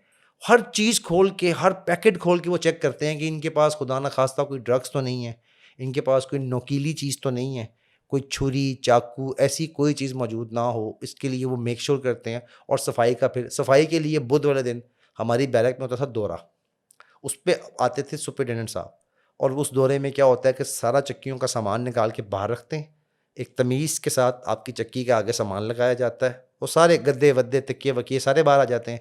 चक्की एक खाली चक्की होती है जिस पर सुपरिटेंडेंट साहब बाकायदा झांक के चेक करते हैं कि चक्की साफ़ है या नहीं साफ़ है। अगर वहाँ पे जाले वाले लगे हों तो बाकायदा आपकी सर्जनिश होती है। अच्छा, पंखा लगा होता है? हाँ, चक्की में पंखा लगा होता है। पंखा वो बहुत हाइटेड, वो कहा जाता है कि कैंप जेल, ये मैंने गूगल भी किया था, आई थिंक 100 साल पुरानी है, अंग्रेज़ के दौर की बनी हुई है। और वो आज भी ना वहाँ पे, जिस तरह अंग्रेज़ के दौर में लाइट तो थी नहीं, पंखा वंखा बाद में ईजाद हुआ, तो वो इतनी हाइटेड वो दीवार है कि उस दीवार के साथ जहाँ उसकी हाइट ख़त्म होती थी ना, तो वो लालटेन की एक जगह छोड़ी गई थी। वो दीवारों के सेंटर में ना लालटेन होती थी, जिससे आपकी राइट और लेफ़्ट दोनों चक्कियों को रोशनी जा रही होती थी। तो ये हाँ, पंखा वंखा तो वहाँ A1 है। और ज़मीन पर सोते थे या मैट्रेस वगैरह? नहीं, नानो घर नहीं गए थे, जेल गए थे, मैट्रेस नहीं था भाई ज़मीन थी, और वो एक जो आम फर्श होता है उस फर्श के ऊपर बस मैक्सिमम चादर डाल ली या खेस वेस डाल लिया अपना, मैक्सिमम वो इतना ही अलाउड है। अच्छा, जेल के अंदर क्या चीज़ें अलाउड हैं और क्या चीज़ें अलाउड नहीं हैं? अच्छा, हमारा सीन ये था कि हम जब हम चक्की में आ गए और पता लगा कि ये चक्की है, तो वहाँ पे एक दो दोस्तों के साथ अच्छा टाइम गुजरना शुरू हो गया, जो जिसको चक्की वाल कहते हैं, जो एक ही चक्की में थे, 6 लोग 7 लोग। अब वहाँ पे एक गुजरात के दोस्त हैं ज़फ़र इकबाल साहब, वो और मैं, हमने फिर तहिया किया कि चक्की को ऑन तो करना है ना। फिर वहाँ पे हमने चक्की में कूलर लगवाया, जो रूम कूलर होता है। वो आपको फिर एक कीमत पे करनी पड़ती है, आपके घर वाले आके बाहर से नया कूलर और वो जेल के अंदर छोड़ जाते हैं, वो आपको आपकी चक्की के अंदर वो कूलर मिल जाता है 2 से 3 दिन के अंदर अंदर। फिर उसके अलावा हमने LCD लगवाई। अच्छा, टीवी देख सकते हैं? अलाउड है, ऑफिशियली अलाउड है। वो आप उसकी उसका एक कीमत पे करें, जो उसकी फ़ी होती है ऑफिशियली, और इसमें कोई करप्शन नहीं है, कोई कुछ नहीं है। उसकी एक फ़ी पे करें और आपको वो एक छोटी LCD नहीं होती, कंप्यूटर साइज़ जो होती है, वो मिल जाती है। और आप अपने कमरे में वो, वहाँ पे 3 चैनल्स अलाउड हैं, जियो एंटरटेनमेंट, एयरवे एंटरटेनमेंट और ग्रीन एंटरटेनमेंट, ठीक है। और जियो न्यूज़ भी आता है वहाँ पे, ठीक है। और ये आपको 3 से 4 चैनल मिलते हैं। सिटी 42 भी आता है, सही याद आ गया, हाँ, वो ये 5-4 चैनल्स होते हैं। और टाइमिंग होती है कि इस टाइम पे ऑन कर सकते हैं या जब मर्जी ऑन कर सकते हैं? नहीं, वो आप सारा दिन ऑन करें, सारी रात ऑन करें बेशक, लेकिन ऑब्वियसली क्योंकि लोग वहाँ पे, मैंने देखा है चक्कियों में 10 बजे तक सो जाते हैं, मैक्सिमम रात 10 बजे तक ना, क्योंकि वहाँ पे घड़ी तो होती नहीं किसी के पास, तो वो टाइम चेक करने का सोर्स भी वही टीवी होता है, वो LCD ही होती है। 10 और मैक्सिमम 11 बजे आप वहाँ पे लोग सो जाते हैं, क्योंकि सुबह 5 बजे उठना होता है। और मतलब इसके अलावा आप घर से सालन मंगवाएं, खाने मंगवाएं, और ये एक अजीब सी लाइफ है जो लोग वहाँ पे जी रहे हैं। और जो टोरी कैदी हैं, टोरी कैदियों का ये होता है कि they are spending a lot of money, like उनके घर से 3 टाइम खाना आ रहा है, ठीक है, स्पेशल खुराकी लगवाई हुई है, उसके लिए एक स्पेशल परमिशन होती है कि खुराकी लग गई है, ठीक है, उनका 2 टाइम का खाना अलाउड होता है कि यार ये बंदा बीमार है, उसके पास एक मेडिकल सर्टिफिकेट होता है। यानी कि इस तरह करते हुए सब चीज़ें हैं। जेल में लीगलाइज चीज़ें काफ़ी ज़्यादा होती हैं, हराम मेरा ख्याल से बहुत कम हो रहा है या होता ही नहीं है। मैंने तो कम से कम अपनी आंखों से ऐसी कोई गलत एक्टिविटी नहीं देखी वहाँ पे इस 30 माह के दौर के अंदर, मेरी बैरक के अंदर। मुझे अच्छा, वो जो कहा जाता है जेल के चप्पे चप्पे पर पैसा लगता है, हाँ आपके पैसे लगे? हाँ, वो लगते हैं। किन किन चीज़ों पर? बुध की दोपहर को आपको पीसीओ अलॉट होता है, ठीक है। जैसा हमारी बैरक थी ना, हमारा डे था बुध का, उसमें 100 रुपये की पर्ची बनती है। उस 100 रुपये की पर्ची में आपको 20 मिनट दिए जाते हैं। उस 20 मिनट के अंदर जो आपने नंबर अपनी स्पीड डायल में एंटर करवाए हुए हैं ना, मैंने वाइफ का नंबर, भाई का नंबर और 1-2 दोस्त थे उनका नंबर करवाया हुआ था, 3 नंबर थे। उसके ऊपर आपको टोटल 3 नंबरों के ऊपर 20 मिनट मिल रहे हैं। उसको आप स्प्लिट कर लें, 5-5 मिनट बात करनी है, 7 मिनट बात करनी है, एक नंबर पर 10 मिनट कर लें। खैर वो 20 मिनट मिल गए। अब उस 20 मिनट में क्या होता था कि हम घर फ़ोन करते थे, हाल अहवाल पूछा और उसके बाद उसको बता दिया, अच्छा जी ये लिस्ट लिख लो, लिस्ट में क्या चाहिए, ऑयल का पैकेट चाहिए, ठीक है, और प्याज चाहिए 2 किलो टमाटर चाहिए, फ़लाँ चीज़ चाहिए, फ़लाँ बिस्किट्स चाहिए, रस चाहिए, जो जो आपकी रिक्वायरमेंट होती है, सिगरेट्स ओबियसली, ठीक है, वो अलाउड है वहाँ पे। आपके घर से जो सामान आता है आपको अलाउड होता है मिलना। और पूरा मिलता है अंदर? हाँ, ये एक सवाल है जिसके ऊपर लोगों की काफ़ी ज़्यादा शिकायतें हैं, ठीक है, और उसकी वजह ये है कि वो अमला नहीं करता। वो जो कैदी है ना, जो पुराने कैदी जो वहाँ पे ड्यूटी पे मामूर है, अब जिस तरह मिसाल के तौर पे एक कैदी है वहाँ पे, उसको जब पता लगा यार इस खाने की इस शॉपर के अंदर सिगरेट भी हैं, दिखाई दे रहे हैं सिगरेट का पैकेट, तो वो सिगरेट की 2 डब्बियाँ निकाल लेंगे। आप जाके कंप्लेंट करेंगे कि 2 डब्बियाँ नहीं मिली, फिर वो जाके चेकिंग करवाएंगे कि किसने निकाली है, फिर वो पकड़ा भी जाता है। फिर जब वो पकड़ा जाता है, जब आपके सामने आता है, आप कहते हैं जैसा वो आपको कहेगा माफ़ कर देते, मौला दा वास्ता है फलाने मकान, आप माफ़ कर देते। अच्छा, अगर किसी की शिकायत करते हैं तो बाद में वो थ्रेट नहीं करता कि तुझे बाद में बताऊंगा, तो बाहर नहीं, मिल? नहीं। अच्छा, वहाँ पे ना छित्तर प्रोग्राम भी बहुत स्ट्रॉन्ग है। जब आप जेल में रहते हुए जेल के असूल तोड़ते हैं ना, फिर उसके ऊपर आपके साथ छित्तर पोला होता है। और जब आप आपस में लड़ पड़ें, आप कोई करप्शन कर रहे हों, अब वहाँ पे सीन क्या है कि वहाँ पे आपको पर्ची मिलनी है, 1000 रुपये की एक पर्ची मिल जाएगी, 5000 रुपये की एक पर्ची मिल जाएगी, वही आपका कैश है। वो जो फिजिकल कैश है, फिजिकल कैश, आप 1000 रुपये का नोट, 5000 का नोट ये रखना अलाउड नहीं है वहाँ पे। अच्छा, अब सीन क्या है कि आपके साथ रात को किसी की लड़ाई हो गई है चक्की के अंदर, 2 लोग लड़ पड़े हैं, हाथापाई हुई है, वो जो चक्की का चीफ है ना, बैरक का चीफ है, वो सुबह आएगा या सम टाइम उसी रात को ही जो सिक्योरिटी ऑफिसर है वो आएगा रात के टाइम, वो आपको चक्की से निकालेगा और आपको 40 चक्की डाल देंगे। 40 चक्की क्या होती है? 40 चक्की जेल के अंदर एक जेल है, 40 चक्की जेल के अंदर एक पनिशमेंट है। वो एक पनिशमेंट सेल है जो कि थोड़ा सा डिफरेंट है। उसका एम्बियंस शायद एक्सप्लेन करना मेरे लिए इतना आसान नहीं होगा क्योंकि मेरा पर्सनल एक्सपीरियंस शुक्र अल्हम्दुलिल्लाह नहीं हुआ। वो 40 चक्की भी एक चक्की है, लेकिन वहाँ पे सुना है कि वो बहुत ज़्यादा वीराना है, फिर वहाँ पे खारिश वारिश के मामलात बहुत ज़्यादा हैं। वो जो जाता है उसको खारशी चक्की भी कहते हैं, ठीक है। और ये जिस तरह हमारा डक्की भाई का आपने नाम लिया था, तो डक्की भाई के लिए गुड लक ये थी कि डक्की आम हवालातियों की तरह वहाँ पे नहीं आया। डक्की को उन्होंने अच्छी क्लास दी है और डक्की का सिक्योरिटी वार्ड के अंदर पहले दिन जब उसका मुलायजा था, तो मुझे जहाँ तक पता था क्योंकि मैं उस टाइम वहाँ मौजूद था, मेरी डक्की से मुलाकात भी हुई थी, वो मुझे पहचानता भी था क्योंकि वो FIA में भी रह के आया था साथ। तो जब वो मुझे वहाँ मिला, वो ओबियसली वहाँ पे आपके हवास बाख्ता होते हैं, आप होश नहीं होती। बातचीत हुई, बस उसके साथ वो मसला ये था कि वो पुलिस वाले इतना अलाउड ही नहीं कर रहे थे वहाँ पे ना डक्की से ज़्यादा गुफ्तगू। तो मैंने उनसे रिक्वेस्ट की, मैंने कहा मेरा साथी संगी है, यूट्यूबर है, तो मुझे बस 1 मिनट की मुलाकात चाहिए। उनके FIA में उसके साथ थे मामलात, वो साथ था हमारे, तो दीगर दोस्तों के, तो वो बताते थे कि डक्की के साथ मुलाकात हुई है। तो बस वो बेचारा उस टाइम इतना परेशान था ना, एक तो वो लोग उसको बहुत तंग कर रहे थे जो पुराने हवालाती थे, और डकीत हुए थे कि किवें आ गए हैं, फलां ढिमकान है, वो उसका क्या जवाब दे कि मैं यहाँ पे क्यों आया हूँ, मेरे पे क्या केसेस हैं। खैर, डक्की के बारे में एक मैंने खुद देखा था कि उसको सिक्योरिटी वार्ड शिफ्ट कर दिया गया था। अब सिक्योरिटी वार्ड में प्रोटोकॉल वार्ड है, जितने आपके पॉलिटिशियंस वगैरह होते हैं, इनको जिनको B क्लास मिलती है, वो सिक्योरिटी वार्ड में जाते हैं। वो अगले दिन अपने लिए मैट्रेस बाय करवा लें, अपने लिए जो मतलब कंफर्ट्स खरीद लें, वो उनको जो भी घर से है वो खुराकें आ जाती हैं, खाने आ जाते हैं जेल मैनुअल के अकॉर्डिंग। यानी कि वो डिपेंड करता है ना कि आप कितना पैसा खर्च कर रहे हैं अपनी ज़ात के ऊपर। और आपने घर से सामान जो मंगवाना है, आपने बेगम को फ़ोन किया है, उसको बता दें कि मुझे, या वालदा को बता दें मुझे क्या चाहिए। अब it depends on your pocket कि how much you can spend on you. तो लोग करते हैं, और डक्की ने भी किया है। डक्की थोड़ा सा कंफर्टेबल है वहाँ पे, मतलब इतना मुश्किल हालात में, जेल है, अल्लाह ना करे किसी को जेल जाना पड़े, कैद है, ऑब्वियसली वो वहाँ बंद है, अल्लाह उसके लिए आसानियाँ करे। मुझे नहीं पता कि उसके मामलात की क्या नौयत चल रही है, क्योंकि ये लीगल केसेस हैं, इस पे आपको ज़्यादा एडवाइस भी नहीं, मतलब ज़्यादा बात भी नहीं कर सकते। बहरहाल, लेकिन आम हवालातियों की निस्बत डकी कुछ आराम में है, उसके लिए कुछ आसानियाँ ज़्यादा हैं। अल्लाह मज़ीद उसके लिए आसानियाँ करे। हम खाने की बात कर रहे थे, जेल के अंदर कितने टाइम का खाना मिलता है, खाने में क्या क्या होता है, और ठीक होता है खाना, टेस्ट? जेल में खाना तो 3 टाइम मिलता है, और सुबह का नाश्ता जो सा है वो काबिल एतराज़ है। क्या होता है? उसमें चने आते हैं मोस्टली, वाइट चने और काले चने, मोस्टली ये 2, और आलू, ये 3 चीज़ें होती हैं। वो बेसिकली ये है कि वो कैदी ही खाना बनाते हैं, कुक भी लंगर खाने में वही लोग करते हैं। अब वो कैदियों का मुझे नहीं पता कि इनकी ट्रेनिंग होनी चाहिए नहीं होनी चाहिए, लेकिन वो कच्चा खाना होता है। मिसाल के तौर पे वाइट चने हैं, तो वो जिससे ख़वातीन शायद इस बात को ज़्यादा अंडरस्टैंड करें, उनमें कनी होती है। कनी कहते हैं जिस तरह होता है ना, उसको जब आप बॉयल कर रहे होते हैं तो उस कचपन जो होता है ना, वो आपको बाद में आप खा लेते हैं तो पेट में दर्द करते हैं। हमें तो किए थे उसने। फिर हमने उसका हल ये निकाला था कि हमने घर से रस मंगवाने शुरू कर दिए। वो रस के 4 पैकेट मंगवा लिए, 5 पैकेट मंगवा लिए। 6 लोगों ने अपने अपने घरों से जो जो खाना आया है। 4 मंगवा लिए, 5-6 मंगवा लिए, 2-3 आते थे आपके पास, कितने पहुंचते थे? अच्छा, उसमें ये होता है कि जिस तरह आप 2 ऑप्शंस होती हैं।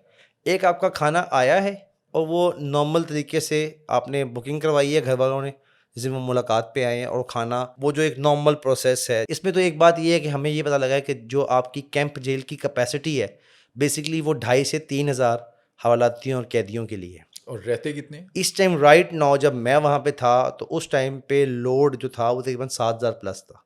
ठीक है, ऑब्वियसली चीज़ें, क्योंकि वहाँ पे अब जाइम की रेशा इतनी ज़्यादा हो गई है, जो भी मामलात हैं, अब उसके अंदर चीज़ों को मैनेज करना मुश्किल होता है।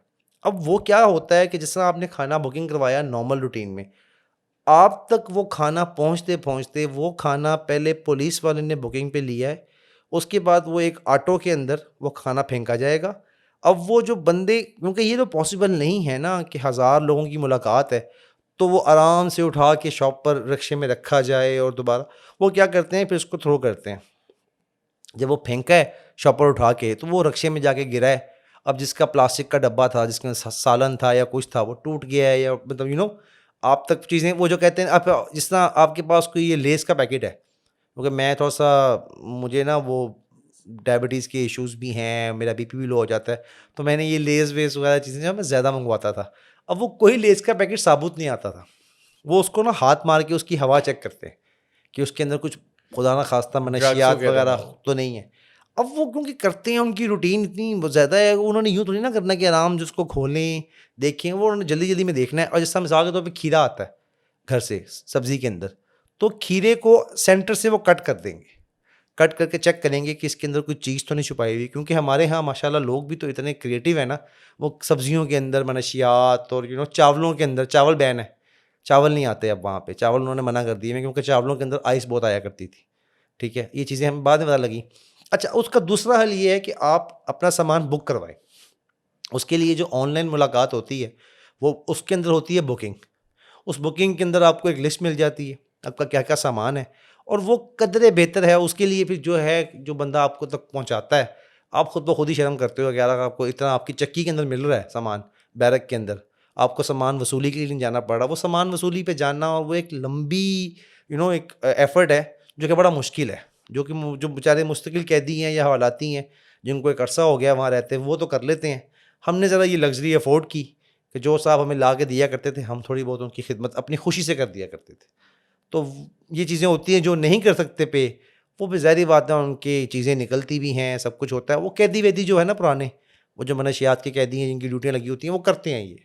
अच्छा, फिल्मों में दिखाते हैं और यहाँ पर भी सुना है कि जेल में बैठ के जो हैं वो गैंग्स ऑपरेट हो रहे हैं, बाहर शूटर्स हैं, भत्ता भी मांगा जाता है, इस तरह के मामलात सुने हुए हैं, हमारे जो सीनियर्स हैं वो हमें बताते रहे हैं। ठीक है, तो जेल में बैठे हुए आपने देखा है कि किसी के पास मोबाइल हो और वो अपने पर्सनल मोबाइल से जो छुपा कर रखा हुआ है उसको यूज़ करता हो? अच्छा, ये मैं 3 महीने, और ये ऐसा भी हुआ है कि मैं अपनी बैरक से निकल के, क्योंकि हम लोग ज़रा मीडिया के लोग हैं तो हमें होता है हम गुजारिशात कर लिया करते थे, मिन्नत अल्लाह मार लेते थे कि यार हमने बैरक्स में जाना है, हमें अलॉट कर दें, हमें मतलब आधे घंटे के लिए हमें दे दें परमिशन। तो वो ज़रा कुछ लोग लिहाज भी कर लिया करते थे, हम जाया भी करते थे 302 के कैदियों के पास। जो 302 के पुराने कैदी हैं, उनकी चक्कियाँ थोड़ी-सी बेहतर थीं। उनकी चक्कियों में मतलब वो बीमारी की वजह से चारपाइयाँ भी एक आधी दफ़ा हमने देखी किसी चक्की के अंदर। वो मोबाइल फ़ोन वाला इल्ज़ाम यार, टू बी वेरी ऑनेस्ट, ये इल्ज़ाम ही है। मेरी बड़ी ख्वाहिश है कि मुझे कोई दोस्त मिल जाता वहाँ पे, कम से कम बंदा घर से एक आधा फ़ोन, क्योंकि वो हफ़्ते में 1 फ़ोन ही अलाउड है और वही आप कर सकते हैं, ठीक है? उसके अलावा मोबाइल फ़ोन्स वग़ैरह वहाँ पॉसिबल नहीं है, बहुत सख्ती है, बहुत ज़्यादा सख्ती है। हाँ, कोई पुलिस ऑफ़िसर आपका पैगाम ले जाए और वो आपके घर वालों को वो पैगाम भिजवा दे, ये होता है। इसमें ये चीज़ें होती हैं, जिस तरह आपका चक्की का जो चीफ़ है, और इसमें मेरा ख़्याल से कोई बुराई नहीं है। वो आपने कोई गलत पैगाम नहीं, जो आपको मतलब मिसाल के तौर पे कल मुलाकात पे आ जाना, आते हुए जो आपने पीसीओ पे बात नहीं कह सके, वो पैगाम आपने दे दिया, या 5,000 रुपया मुझे इस अकाउंट में जायज़ कैश करवा दो। वो जब आपने अपने लिए चीज़ें मंगवानी होती हैं, तो वो ठीक है, वो चलता है। वहाँ पे बैंक भी है अपना, जेल के अंदर। उस बैंक के अंदर आपका प्रिज़न अकाउंट खुल जाता है। बैंक ऑफ पंजाब का एक अकाउंट मिलता है आपको, उसकी लिमिट है 15,000 रुपया। उस 15,000 के अंदर आप हफ़्ते में 1 दफ़ा कैंटीन ले सकते हैं। आपकी बैरक के अंदर बंदा आता है, आप अपना सामान लिखवाते हैं। और ये मोबाइल-शोबाइल वगैरह मामला जो है ना, ये बहुत ज़्यादा दरोग गई है। कम से कम यहाँ कैंप जेल में नहीं होता, बाकी लाहौर से बाहर जेलों में होता हो तो मुझे नहीं पता। लेकिन ये जो ज़हीर विर्क साहब हैं, ये जब के आए हैं, बड़े डाढ़े सुपरिटेंडेंट पाए जाते हैं ये, काफ़ी ज़्यादा। और ये जो काशिफ साहब भी हैं, डीएसपी जो आपके हैं। ये मुहावरतन कहा जाता है कि जेल में चक्की से पिसवानी है। क्या जेल में असल में चक्की पिसवाई जाती है? वो अमिताभ बच्चन की फ़िल्म में था ना डायलॉग, जेल जाएँ चक्की पीसिंग और ये पिसिंग वो। एंड विसिंग, बिल्कुल। हाँ, वो मेरा ख़्याल से जो पुरानी जेल थी ना 50 साल पहले, वो गंदम, अब ये मामला क्या होता है कि जो नए मुलाज़िम में जो यानी कि बिजली चोर है, जो इस केसेस में आया हुआ है या जो शनाख्त परेड में पकड़ा गया है, ठीक है ना, उनको 9 बैरक के अंदर एक जगह है जहाँ पे गंदम को पिसवाया जाता है। अच्छा। अब वो गंदम पीसने के लिए वहाँ पे मशीन्स वगैरह, चक्कियाँ-वक्कियाँ होंगी, ठीक है ना, वो लोग जाके वहाँ पे चक्की पीसते हैं। जो चक्की के अंदर चक्की पीसने वाला काम है ना, वो अब नहीं होता। अब अपनी-अपनी चक्की में वो चक्की सिर्फ़ आपकी रिहाइशगाह है। वो यानी कि आप समझ जाएँ कि आपका घर ही है। वो आपका एक छोटा-सा जो है ना दड़बा, जहाँ पे 7 लोग रहते हैं। फिर उसमें ये होता है कि 3 लोग ऐसे सोते हैं, 3 लोग मतलब वो उस तरह सोते हैं, सीधे रुख, वो ये मतलब निज़ाम है। चक्की पीसने वाला चक्कर अब नहीं रहा। 3 महीने की जेल में, 3 महीने की कैद में सबसे ज़्यादा खौफनाक चीज़ आपके लिए क्या थी? यार जब आपको लेके जाते हैं ना ऑटो डेट के ऊपर, बैरक में शिफ्ट हो गए, मुझे नहीं पता था कि वो एक लिस्ट आती थी डेली सुबह-सुबह के टाइम पे कि आज इन लोगों की तारीख है। वो ना आपकी ऑटो डेट निकलती है आफ्टर 14 डेज़। वो आपको मजिस्ट्रेट साहब के सामने पेश करते हैं। उसके लिए एक जगह है बख्शी खाना, ज़िला कचहरी के अंदर जगह बनी हुई है। अली यार, दैट्स अ टेरिबल थिंग। मैं, हमारे जितने भी सीनियर्स हैं जो ये सुन रहे हैं, जिनके अंडर ये चीज़ें आती हैं, ऑब्वियसली गुजारिश ही कर सकते हैं यार, वो एक बड़ा गैर इंसानी प्रोसीजर है। ये मैं आज बमांगे दोहल इसका ज़िक्र करूँगा। मैंने जितनी भी बातें कही हैं, मैंने बड़ी ईमानदारी से कही हैं। ये मैं रिक्वेस्ट, गुजारिश ये करूँगा। उसमें होता क्या है कि सुबह 7 बजे आपको बुला लिया जाता है, आपको पेश किया जाता है। वो एक बकरी खाना जगह है, बकरी हाता, ठीक है। वहाँ पे जिस तरह बकरियों को छोड़ देते हैं ना, भेड़ बकरियों को, उसमें ला के सारे हवालातियों को छोड़ देते हैं। और वो तकरीबन 1,500 से 2,000 बंदा, या मेरे ख्याल से 1,000 बंदा डेली तरीक़ों पे जाता है। अब उसमें डिफरेंट तरीक़े हैं, ज़िला कचहरी है, सेशन कोर्ट है, सेंट्रल कोर्ट है और बैंकिंग कोर्ट है। इस तरह की ना वो डिफरेंट ज़िले हैं जहाँ पे पेश किया जाता है आपको कोर्ट्स के अंदर। अब वो क्या होता है कि आपकी जो, आपने देखा होगा अक्सर औक़ात जाते हुए एक गाड़ी आती है, पुलिस वैन, हाँ, बिल्कुल। जिसके अंदर प्रिजनर्स आवाज़ें लगा रहे होते हैं, तो हम डर के साइड पे हो जाते हैं। जालियाँ लगी होती हैं। जालियाँ लगी होती हैं। हम उसमें जाया करते थे और उस एक गाड़ी की कैपेसिटी जो है वो 30 से 35 लोगों की है। और होते कितने थे? 70 से 72, समटाइम 80 लोग। होता ये था कि समटाइम आपको अंदर किया है तो लोग अंदर जगह नहीं बन रही आने के लिए, तो वो ड्राइवर इतने एक्सपर्ट्स हैं, वो जो पुलिस एहलकार हैं हमारे पुराने जो हैं, वो क्या करते हैं, गाड़ी को सेल्फ मारते हैं, थोड़ी सी गाड़ी आगे चलाई और एकदम ब्रेक लगाई। वो जब ब्रेक लगती है सर, वो सैंडविच बनता है, ऐसे करके सारे आगे चले जाते हैं और पीछे से नए जो लोग हैं वो आके बैठते हैं। उसके बाद आपको ले जाते हैं ज़िला कचहरी। ज़िला कचहरी जाने के बाद वो एक जगह है बख्शी खाना। ओए होए होए होए होए होए, वो क्या मैं आपको बताऊं अली, अभी भी मैंने ज़िक्र किया तो मेरे गूज़बम्प्स आ गए हैं। और मैं ना इस चीज़ पे रोने धोने पे कायल नहीं हूँ इतना, लेकिन बख्शी खाना शायद वो वाहिद जगह है जहाँ जाके मुझे लगा कि मेरे साथ ज़्यादती हो रही है। यार सुबह 7 बजे हमें वहाँ डाल दिया गया, 8 बजे तक हम वहाँ पहुँचे ज़िला कचहरी, और शाम को 5 से 6 बजे वापसी के लिए गाड़ी लगी। उस दौरान एक दफ़ा खाना भी आया है। वो अब जिस तरह खाना वहाँ आता है, हमारे कुछ जो दोस्त हैं उन्होंने मतलब वो वकला ने वो दिखाया भी है बख्शी खाना। यार वो जगह बहुत वो गैर इंसानी जगह है। ना वहाँ वॉशरूम्स हैं वॉशरूम्स, लेकिन ये जो नशई दोस्त हमारे हैं हवालाती कैदी, ये वहाँ जाते हैं, ये वहाँ जाके टूटियाँ तोड़ाते हैं, ये ड्रग्स लेते हैं वहाँ जाके, हर चीज़ के अंदर हर चीज़ आपको कंट्रोल नहीं कर सकते। कहीं ना कहीं 2 नंबरी, कहीं ना कहीं लोग गलत चीज़ें करते हैं, 2 नंबरियाँ करते हैं आपके माशरे के अंदर। लेकिन वो जो बख्शी खाना है ना, वो जहन्नुम खाना है, ठीक है। और मुझे समझ नहीं लगती कोई दोस्त जो अदालों से ताल्लुक़ रखते हों, कोई अफसर हमारे, वो हमें गाइड करें कि इसका फ़ायदा क्या है बख्शी खाने ले जाने का। उस डेट पे ना हमें पेश किया जाता था, ठीक है। सारा दिन बख्शी खाने में ले जाके मतलब कुछ दर्जनों लोगों को पेश किया जाता था। दर्जनों से मुराद ये है कि 100 लोग लेने चलें, आप एक सैकड़ा ले लें, 1000 में से 100 बंदों को पेश किया जा रहा है। बाकी तो जो जा रहे हैं वो सिर्फ जा रहे हैं, और वो एक गवर्नमेंट का नंबर नहीं आया ना, उनका पेट्रोल भी लग रहा है। नहीं, नंबर नहीं आया तो हमें लेके क्यों जा रहे हैं? वो भजन एक पूरा गवर्नमेंट का भी खर्चा है गाड़ी पे लेके जाना। और हमारे जो पुलिस वाले दोस्त हैं वहाँ पे, वो लोग भी मतलब उनको गाड़ियाँ वाड़ियाँ जो मिली हुई हैं, वो क्या करें, वो 30 की बजाय 80 लोग इसलिए लेके जा रहे हैं कि उनके पास स्पेस ही नहीं है। उन्होंने वो जो काउंट है वो तो पूरा करना है, और अगर वो पेश नहीं करते तो फिर उनके ऊपर उनकी सरजनिश भी है। सर वो बख्शी खाना नहीं है, वो जहन्नुम खाना है, ठीक है। अल्लाह मुझे माफ़ करे, अल्लाह मुझे माफ़ करे। दोबारा कभी वहाँ जाके एहसास हुआ कि मेरे साथ ज़्यादती हो रही है, मैंने कोई जुर्म नहीं किया, और अगर उसकी ये सज़ा मिल रही है, एक पढ़ा लिखा इंसान, आप जैसा बंदा, मेरे जैसा बंदा, जो कि ठीक है ओके हवालात पे भी चला गया, इल्ज़ाम है, केस लड़ लेंगे, वो जो बख्शी खाने वाली अजियत है ना, और ये महीने में 2 दफ़ा आप पे आनी आनी है, उसके लिए एक मेरी रिक्वेस्ट ये है कि जिसकी तारीख़ है, जिसको मजिस्ट्रेट साहब के सामने पेश करना है, अगर हम थोड़ा सा चीज़ों को डिजिटलाइज कर लें तो ये चीज़ें हम कंट्रोल कर सकते हैं। जिसकी डेट बनती है उसको मेरिट पे ले जाएं, जिसकी डेट नहीं है, जिसका वहाँ पे आपने बताया ना जिसका नंबर ही नहीं आया, उसको ले जाने की ज़रूरत क्या है? अच्छा, जेल के बारे में ना एक और भी कॉन्सेप्ट है कि अगर कोई आम सा शहरी किसी वजह से जेल में चला गया है, बेशक वो बेगुनाह है, जेल में चला गया और बाद में निकल भी आया, कहा जाता है कि वो जेल से निकलने के बाद भरा गैंगस्टर बन जाता है। मैं तो नहीं बना। और मेरा जेल नहीं में ख्याल- ऐसे हालात होते हैं कि एक आम शहरी को भी वो गैंगस्टर बना देते हैं, जराइम पेशा बना देते हैं। अली ये डिपेंड करता है, इट डिपेंड्स ऑब्वियसली कि आप किस स्टार्ट ऑफ लाइफ से आए उठ के। सोहबत का असर तो होता होगा ना। सोहबत का असर, जिस तरह मिसाल के तौर पे नशई हैं, ठीक है, उनकी हर दम कोशिश यही होती है, जो मतलब वहाँ पकड़े जाते हैं ड्रग्स लाते हुए, फिर उनको मारे पड़ती हैं, चित्तर पड़ते हैं वहाँ पे। आम इंसान को चित्तर नहीं पड़ते। मतलब मैं वहाँ पे रहा हूँ, मुझे एक दिन भी अल्हम्दुलिल्लाह अल्लाह का बड़ा शुक्र है, मैंने कोई ऑफेंस नहीं किया, मैंने जेल के रूल्स नहीं तोड़े। पता लग गया था सेकंड डे के ये रूल्स हैं, आपने इसको क्रॉस नहीं करना। गुस्सा आएगा तो आपको अपने केस के ऊपर आएगा, जिन्होंने केस किया हुआ है, आपको कभी आप दिल में सोचोगे यार अच्छा अल्लाह मियाँ मैं तेरे पे छोड़ता हूँ। ओबियसली इंसान यही कह सकता है ना वहाँ जाके, फिर आप फिर मामला अल्लाह पे छोड़ देते हो। फिर बाकी जहाँ तक आपने बात की क्रिमिनल की, मैं अब जेल से निकला हूँ तो भजन मैं अपने बारे में ये बात कसम उठा के कह सकता हूँ कि मैंने सूरह यासीन जिस दिन पहली दफ़ा जाकर जेल में पढ़ी, क्योंकि जेल में बड़ी अच्छी चीज़ ये है कि सुबह जब आप नाश्ता कर लेते हैं तो 8 बजे से लेके 10 बजे तक आपका क्लास का टाइम है। उस क्लास का मतलब क्या है कि आपकी चक्कियाँ खुली हुई हैं, लेकिन आपने उस टाइम पे तस्बीह करें, इबादत करें, नवाफिल पढ़ें या कुरान पाक पढ़ें। जब हमें पता लग गया ये बैरक है, ये हमारी चक्की है, मैंने सूरह यासीन पढ़नी शुरू की।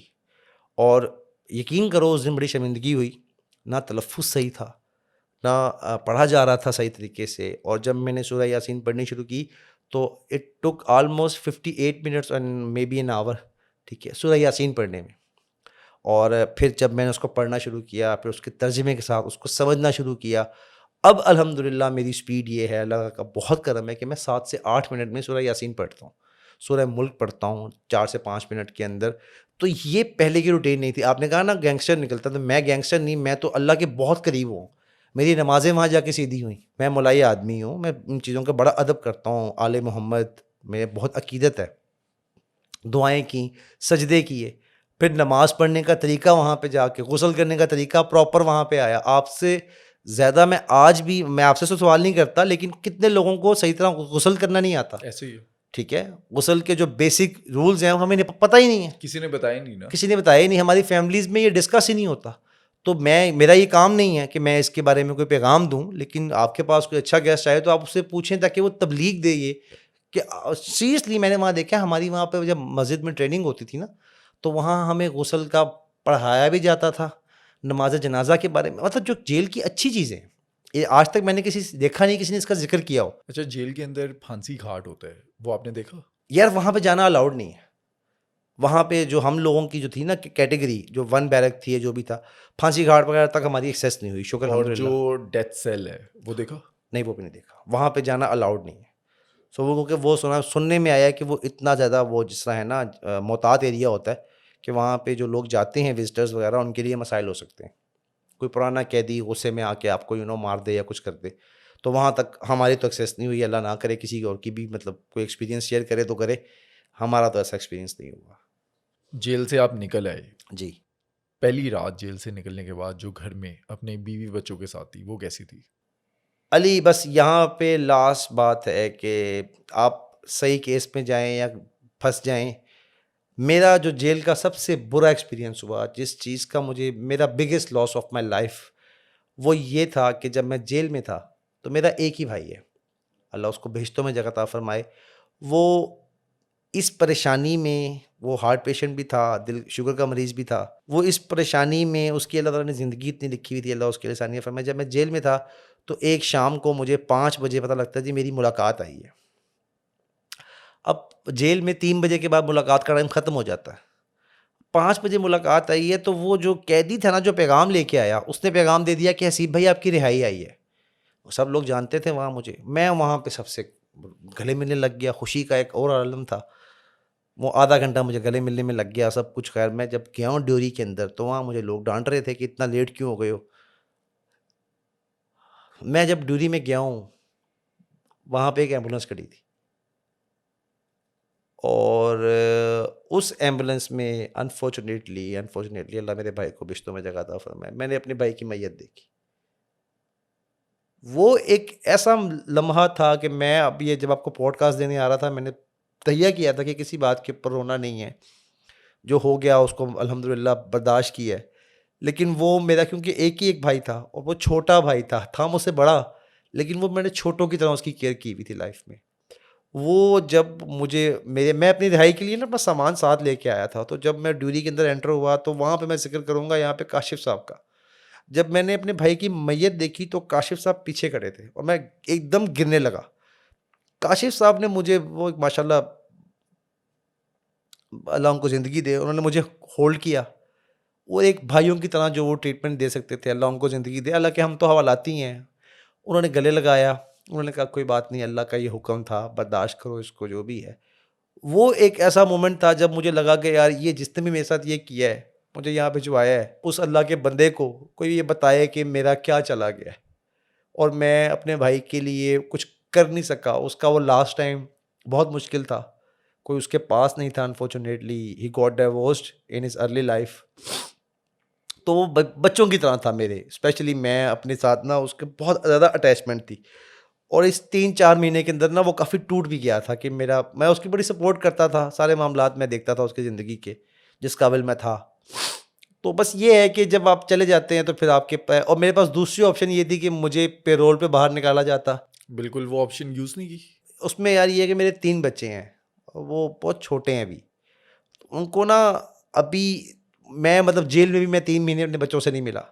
मैंने स्पेशली अपनी वाइफ को, इरफाना को मना किया था, अल्लाह उसको ज़िंदगी दे, उसने बहुत एफर्ट्स की। बच्चों को पता था कि जेल में आप? बच्चों को पता था कि मैं जेल में हूँ, लेकिन मामा ने ये बताया हुआ था कि बाबा के ऊपर मतलब अभी ना इल्ज़ाम है बेटा। वो आपको पता है हमारी सोसाइटी के अंदर ना जेल को मतलब कैदी में और हवालाती में बड़ा फ़र्क है। तो मेरा क्योंकि अभी केस चल रहा था, उनको तो नहीं पता ना कि केस चल रहा है या क्या हो रहा है, बच्चों की तो ट्रेनिंग ऐसे नहीं होती।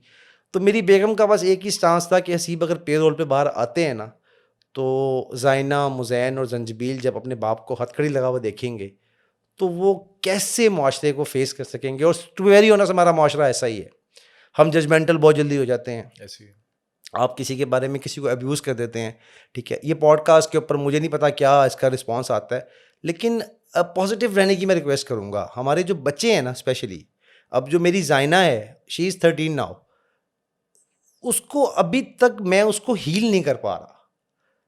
बाबा आप जेल में क्यों गए थे, बाबा आपको किसने केस किया आप पे। अब वो बच्ची नमाज भी पढ़ती है, ठीक है, मासूम है, अल्लाह सब जानता है, अल्लाह सब बच्चों के लिए आसानियाँ करे। वो समटाइम लोगों को बदुआएं देती है, जो मेरे मुखालफिन थे या कुछ भी था। मैं ऐसे कहता हूँ नहीं बेटा, ये आपका काम नहीं है, डोंट बी जजमेंटल। ये मैं जिस चीज़ में गया हूँ, मैं इस चीज़ के ऊपर कन्विंस्ड हुआ हूँ। वापस आके मैंने एक चीज़, मैंने कोई गलती की थी, लाजमी नहीं है कि जिस गलती पे मैं पकड़ा गया हूँ वही गलती थी। मे बी कोई मैंने किसी का दिल तोड़ा हो अपनी अर्ली लाइफ के अंदर, वो उसकी पकड़ बाद में हुई, ठीक है। कोई चीज़, अब मैं तो जब भी जेल से निकला हूँ मैं तो अपने अल्लाह से इस्तग़फ़ार करता आया हूँ। मैं तो अल्लाह से वादे करके आया हूँ कि मैं ज़िंदगी में बहुत पॉजिटिव रहूँगा। अब मेरे से जो गलती हो चुकी वो हो चुकी, दोबारा ज़िंदगी में अब मैं ये अपने केस की बात नहीं कर रहा, मैं ओवरऑल ज़िंदगी की बात कर रहा हूँ। जो आपका लाइफ का स्पेक्ट्रम है ना, जो आप लाइफ से स्टार्ट से लेके एंड तक, क्योंकि मैं एक बहुत अच्छे ओहदे पे फाइज रहा हूँ। उस ओहदे पे फाइज रहते हुए पता नहीं किसी के साथ किसी आर्टिस्ट की दिल आज़ारी हुई, शायद कभी आफ्ताब साहब की मोहब्बत में किसी को हर्ट कर दिया हो, वो पता नहीं है कि वो किस टाइम पे क्या चीज़ का रिटर्न हुआ है। और ये सारा जो प्रोसेस गुजरा, तो खैर किस्सा मुख्तसर, इसमें मैंने जो सबसे बड़ी बात है, मैं वापस आता हूँ, हसन को मैंने खोया, अल्लाह उसको आपका भेजता भाई? मुझे, मेरा भाई, सगा भाई, एक ही भाई था। जेल में जब कॉल पर बात करते थे उससे कोई बात होती थी? हाँ, उससे मतलब दो मुलाकातें भी हुई थी उससे, और मोस्टली तो इरफाना ही आती थी। बाकी बस इस जब आप जेल जाते हो फिर आपका कोई साथी नहीं होता, ठीक है। मेरा सारे ताल्लुकात, सारे दोस्त यार अहबाब, वो ओबियसली लोगों के पास ज़िंदगी में इतना टाइम ही नहीं होता। जेल में कोई दोस्त बना और रिहाई के बाद, ज़मानत में निकलने के बाद हाँ, किसी से मिलने गए? मैं मिलने गया हूँ, बिल्कुल मिलने गया हूँ। एक तो हमारे गुजरात के दोस्त थे ज़फ़र इकबाल साहब, वो उन्होंने बड़ा पैम्पर किया बच्चों की तरह मुझे। वो ज़रा थोड़े से मुझसे एज में 4-5 साल बड़े थे, तो उन्होंने वहाँ पे एक बड़े भाई होने का फ़र्ज़ नहीं। फिर लोग ऐसे ही करते हैं कि आपस में मिलते हैं, जुलते हैं, एक दूसरे के साथ ताल्लुक़ बन जाता है। अच्छा, वैसे जो आपका ताल्लुक़ है मीडिया से, आफ्ताब साहब का शो आपने प्रोड्यूस किया, वो भी 19 साल हो गए हैं करते हुए। तो कोई आर्टिस्ट कम्युनिटी से मिलने आया, आफ्ताब साहब ने कॉल की हो आपसे, कोई राब्ता हुआ हो जेल में? नहीं, वो नहीं कर सके राब्ता। बेगम के साथ उनका राब्ता था, पूछते रहते थे हालात मामलात, और अल्लाह उनको ज़िंदगी दे, तौफ़ीक दे, अल्लाह ताला उनको आसानियाँ करे उनके लिए। और बाकी दोस्त सज्जाद जानी, बस वो भजन जो है ना, वो नंबर टाँग गए हैं। और अच्छा, वो आए मिलने? यार वो बस मिलने नहीं आया, उसके अलावा उसने ना कोई कसर नहीं छोड़ी, ठीक है। और उसने मुझे हैरान ही कर दिया कि उसके साथ मेरा ताल्लुक भी इतना नहीं था। हाँ, आपने डायरेक्टली काम नहीं किया वो साथ? नहीं, वो उनके पास ना 1.5-2 साल पहले उनकी लाइफ में ना एक डी ट्रैक हो गए वो, कोई प्रॉब्लम्स आई पर्सनल नोयत की। मैं बस फ़ोन किया है उनके, आफ्ताब साहब के साथ उनके मतलब थी रेफरेंस से मेरी बात हुई, तो मैंने उनको फ़ोन पे कहा, मैं कहा मैं आ रहे हैं ਤੁਹਾਡੇ ਕੋਲ फैसलाबाद आ रहे हैं। मैं फैसलाबाद चला गया। अब मैं वहाँ पे शो करने गया हूँ, और वहाँ पे पता नहीं उनके साथ क्या रफ़ाकत हुई है, क्या दोस्ती हुई है। मैं 9 दिन लाहौर ही नहीं आया, उनके पास रह रहा हूँ, टी टाइम में भी बैठा, और मतलब ये 9 दिन का सारा ताल्लुक था। वो मैंने उसको हील किया, पैम्पर किया जितना कर सकता था, उसको उस मुश्किल फ़ेज़ से निकाला लाइफ़ के। अल्लाह ने हेल्प किया, अल्लाह इज़ वेरी काइंड। उसके बाद बस ये ताल्लुक था जी। और जब उसको पता लगा कि हसीब अरेस्ट हो गया, उस दिन से लेके आज तक अगर मैं किसी किरदार का नाम ऊंची ले सकता हूँ, बबांगे दोहल, उसने यानी कि कोई कसर नहीं छोड़ी, जो वो कर सकता था, ताल्लुकात जितने वो लड़ा सकता था, बहुत एफ़र्ट्स की उसने, बहुत एफ़र्ट्स की। और फिर उसने एक भाई बन के ताल्लुक़ निभाया। अल्लाह उसको उसकी जज़ा दे, और अल्लाह उसके साथ जो लोग अटैच्ड हैं उनके लिए आसानियाँ फ़रमाए। लोगों के साथ लॉयल रहा करें यार, दोस्तों आपस में लॉयल रहा करो। अच्छा, मैंने भी आपको काम करते हुए देखा है। कुछ शोज़ थे जिसमें मैं साथ भी था, जिस सेट पे आप काम कर रहे थे वहीं पे मैं काम कर रहा था। जी, तो जी, जी। आपकी तो जो आर्टिस्ट कम्युनिटी है उससे बड़ी दोस्तियाँ हैं, बड़ा मजाक है, जी। भाइयों की तरह है। ऐसे ही है। वो एक्चुअली अली भाई ये हुआ कि कई लोगों को पता ही नहीं लगा। जब मुझे पता है जो डायरेक्टली इतना कांटेक्ट में नहीं है, तो वो तो आपके दोस्त है, भाई अच्छा, थे। वो हमारी आर्टिस्ट कम्युनिटी जो है ना थोड़ी सी वो डिफरेंट। अच्छा, अब उनके साथ ना रफाकतें बहुत ज़्यादा हैं, राब्ता नहीं रहा। मतलब मैं मिसाल के तौर पे बड़े बड़े नाम जितने भी हैं XYZ, मैं किसी को जब आप पर मुश्किल आई, सबसे पहले किस किस को कॉल की और किसने कैसे रिस्पॉन्ड किया? किसी ने हेल्प करने की कोशिश की? यार आधे लोगों ने तो फ़ोन नहीं उठाया, ठीक है। मैं तो खैर अंदर था, जेल में था, तो मैंने वाइफ को नंबर दिए थे और कोशिश की सब, मतलब जहाँ जहाँ, मतलब यही था ना कि कोई जाके कह दे फ़लाँ बंदे से कि फ़लाँ दोस्त से कह दे कि यार चलो आपस में सुलह कर लो, राज़ीनामा हो जाए या फ़लाँ फ़लाँ फ़लाँ। तो कईयों ने एफ़र्ट की भी है, मुझे पता नहीं है क्योंकि मैं उस टाइम, उसके बाद फिर मैं जब बाहर आया हूँ तो मैं सबसे मिला हूँ, मैंने किसी से ज़िक्र भी नहीं किया कि ऐसा वो वक्त गुजरा था, तुमने ये नहीं किया, तुमने वो नहीं किया, क्योंकि मुझे लगता है कि मेरे अल्लाह ने ना मेरा इतना साथ निभाया है, पता नहीं उसको मेरी क्या अदा पसंद आ गई थी। टू बी वेरी ऑनेस्ट, ये सारी मुश्किल झेलने के बाद भी मुझे लगता है कि मैंने वो मुश्किलें नहीं झेली जो लोग झेल रहे हैं। बिल्कुल ऐसी है, लेकिन इसमें लास्ट एक सवाल करूंगा। जैसे कि सजाद जानी का आपने जिक्र किया, जी जी। आप एक्सपेक्ट नहीं करते थे कि वो इतना कर जाएंगे जितना उन्होंने कर दिया। हाँ जी। फिर भी किसी से एक्सपेक्टेशन होती, लाइक अगर अल्लाह ना करे मेरे पे कोई ऐसी मुश्किल अल्लाह है, रहम कुछ करे, भी अल्लाह हो, रहम करे, तो बिल्कुल। मुझे पता है कि यार ये मेरे एक दो दोस्त हैं जो मेरे साथ खड़े होंगे, मुझे पता है, और माजी में खड़े रहे हैं। खड़े रहे, तो बिल्कुल। आपके साथ कोई ऐसे दोस्त जिन्होंने साथ दिया अच्छा, या दगा उसमें कर ना दिया? मैं ज़िम्मेदार थोड़ा सा खुद भी हूँ। मैं जो पॉडकास्ट करता था ना डॉक्टर साहब के साथ, डॉक्टर उमर के साथ, अब डॉक्टर साहब ना एक तलवार बेनयाम है, ठीक है। वो कहीं रुकते नहीं हैं, कहीं थमते नहीं हैं। उनको एडिट करना पड़ता था बहुत ज़्यादा, और सम टाइम वो एडिट करते थे तो उनको इतना होता था कि यार इसको ऐसे ही जाने देना। वो प्रोग्राम में भी कह दिया करते थे कि इन्हू कट्टी ना, खुदा दा वास्ते इन्हू कट्टन ना बैजी, सी बंदी ब्यूटी मर जानी, वे पैड़िया ना करी, वे हजूरे वाला ना करो ना करो। तो मैं कहा ओके डॉक्टर साहब ठीक है। अब उस पर ना ये फनकार बरादरी है ना, उनके काम को लेकर डिस्कशंस हुई, ठीक है। फिर डॉक्टर साहब ने एक जगह पे इल्ज़ाम लगाया मेरे पे कि मुझे फंसवाने वाला आपका प्रोड्यूसर था। आफ्ताब इकबाल से गिला कर रहे थे और वो सीधा मेरे उस पे आ गए कि जी मुझे फंसाने वाला हसीब, मतलब नाम नहीं लिया उन्होंने, आपके प्रोग्राम का प्रोड्यूसर था। अब डॉक्टर साहब, सबको दुनिया को पता है, मेरे ख्याल से कोई अन्ना ही होगा जिसको नहीं पता होगा कि आफ्ताब इकबाल के प्रोग्राम का प्रोड्यूसर मैं नहीं हूँ, ठीक है। जितने लोग इस पॉलिटिकल सटायर को जानते हैं, मीडिया को जानते हैं, सबको पता है मैं ही हूँ। अब वो नईम हनीफ भाई के पास बैठ के वो शोज़ करते थे, ट्रांसमिशन उस टाइम पे। नईम भाई को तो नहीं पता होगा सारे मामलात का। वो एक इल्ज़ाम जब मेरे पे लगा ना, उसमें इस सारे पॉडकास्ट के दौरान ना मेरे लोगों से ताल्लुकात ख़राब हो गए। फिर मैं भी उस टाइम, क्योंकि शायद वक्त का ऐसा टाइम था मेरे ऊपर, अल्लाह का करम भी था या आजमाइश थी, अल्लाह जानता है बेहतर।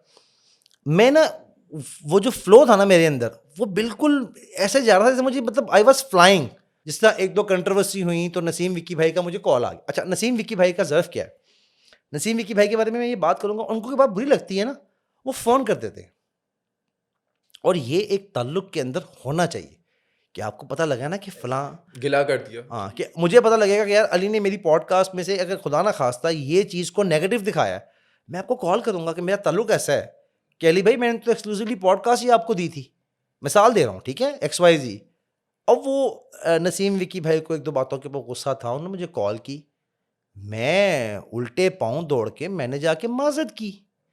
मैंने कहा सर मैं माज़रत ख़्वाह हूँ, बिल्कुल ठीक कह रहे हैं आप। अच्छा, अब हुआ क्या कि मैं और नसीम विक्की भाई, हमारा घर वाला ताल्लुक़ है, अल्लाह ज़िंदगी दे हमारी बहन चांदनी भाभी को, ठीक है, वो समझाने वाली हैं, उन्होंने डांटा मुझे, मतलब मेरी बाकायदा सरजनिश हुई, आई एक्सेप्टेड कि मुझसे गलती हुई है।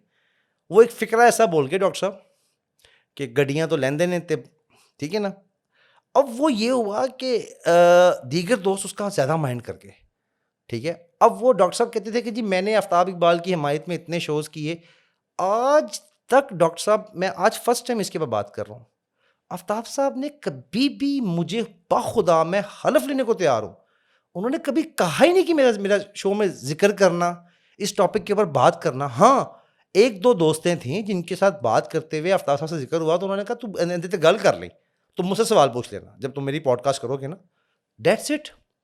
आफ्ताब साहब का थंबनेल मैंने आफ्ताब फरोशी तो मैं करने का एक्सपर्ट था, ऐसी है मेरी यूएसपी Views आफ्ताब लेने के इकबाल लिए, थे। हाँ, बिल्कुल। मतलब मुझे जानते ही लोग उनके रेफरेंस से थे ना, वो टाइम उनका he was the king in Pakistan.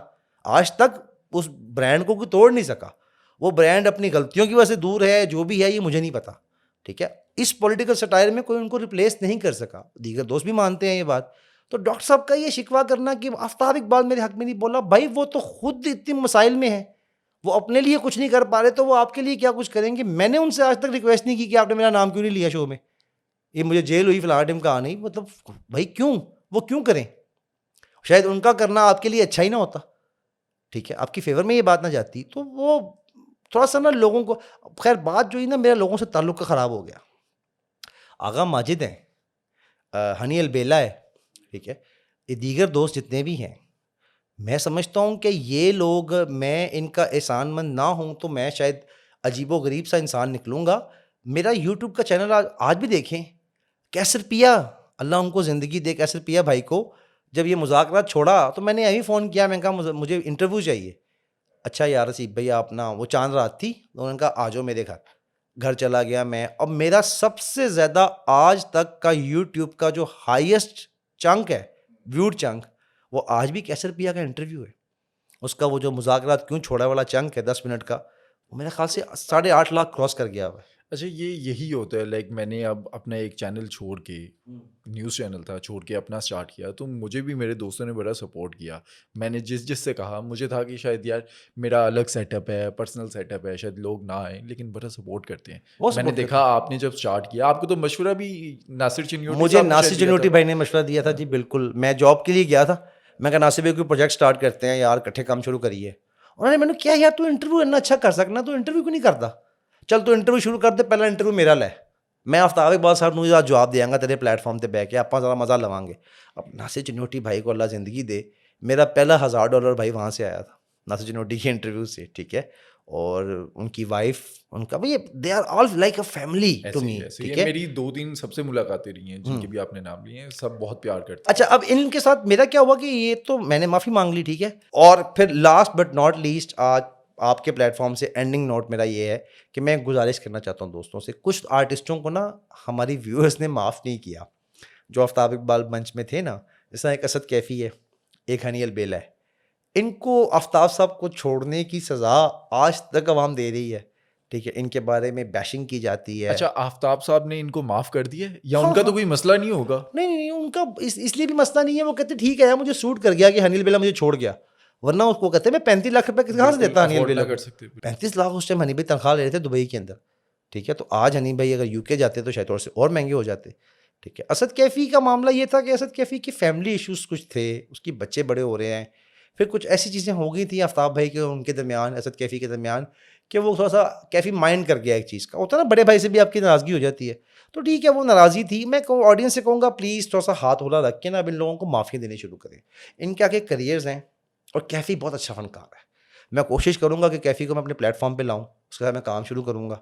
Kaifi को इस टाइम काम की ज़रूरत है, और वो बहुत कॉम्पिटेंट आर्टिस्ट है, उसने बड़े लोगों का करियर आफ्ताब साहब के शो में बनाया भी है, जिस तरह उसमें एक वसीम पुन्नू आर्टिस्ट है, आफ्ताब साहब उसको रखने को तैयार नहीं थे, असद कैफ़ी ने बहुत ज़्यादा उसको सपोर्ट की थी कि पुन्नू तू ये किया कर, पुन्नू तू यूँ किया कर, वो जो कंटिन्यूटीज़ हैं शोज़ के अंदर, कैफ़ी कॉमेडी समझता है, ठीक है, आफ्ताब साहब के मिजाज को समझता है। मेरे बाद अगर कोई बंदा था वहाँ पे तो वो असद कैफ़ी था, अच्छा, जो इस टीम को साथ कम्युनिकेशन करता था या सब कुछ करता था। तो बस ये जो है ना माफ़ी तराफ़ी का प्रोग्राम, मैंने कहा आपका प्रोग्राम चल रहा है जहाँ इतनी बातें की हैं सख्त, वहाँ एंड पे कुछ गुजारिशात भी करते जाएँ। दोस्तों, आज के पॉडकास्ट में आप सबके लिए एक मैसेज है कि अनजाने में भी ऐसा कोई काम ना करें जिसकी सज़ा आपको ये फेस करनी पड़े। और अगर आपको आज के पॉडकास्ट में मेरी और हसीब भाई की केमिस्ट्री अच्छी लगी, हमारी जोड़ी आपको अच्छी लगी, तो अगला पॉडकास्ट आप किस टॉपिक पर देखना चाहते हैं हमें कमेंट सेक्शन में बताएं।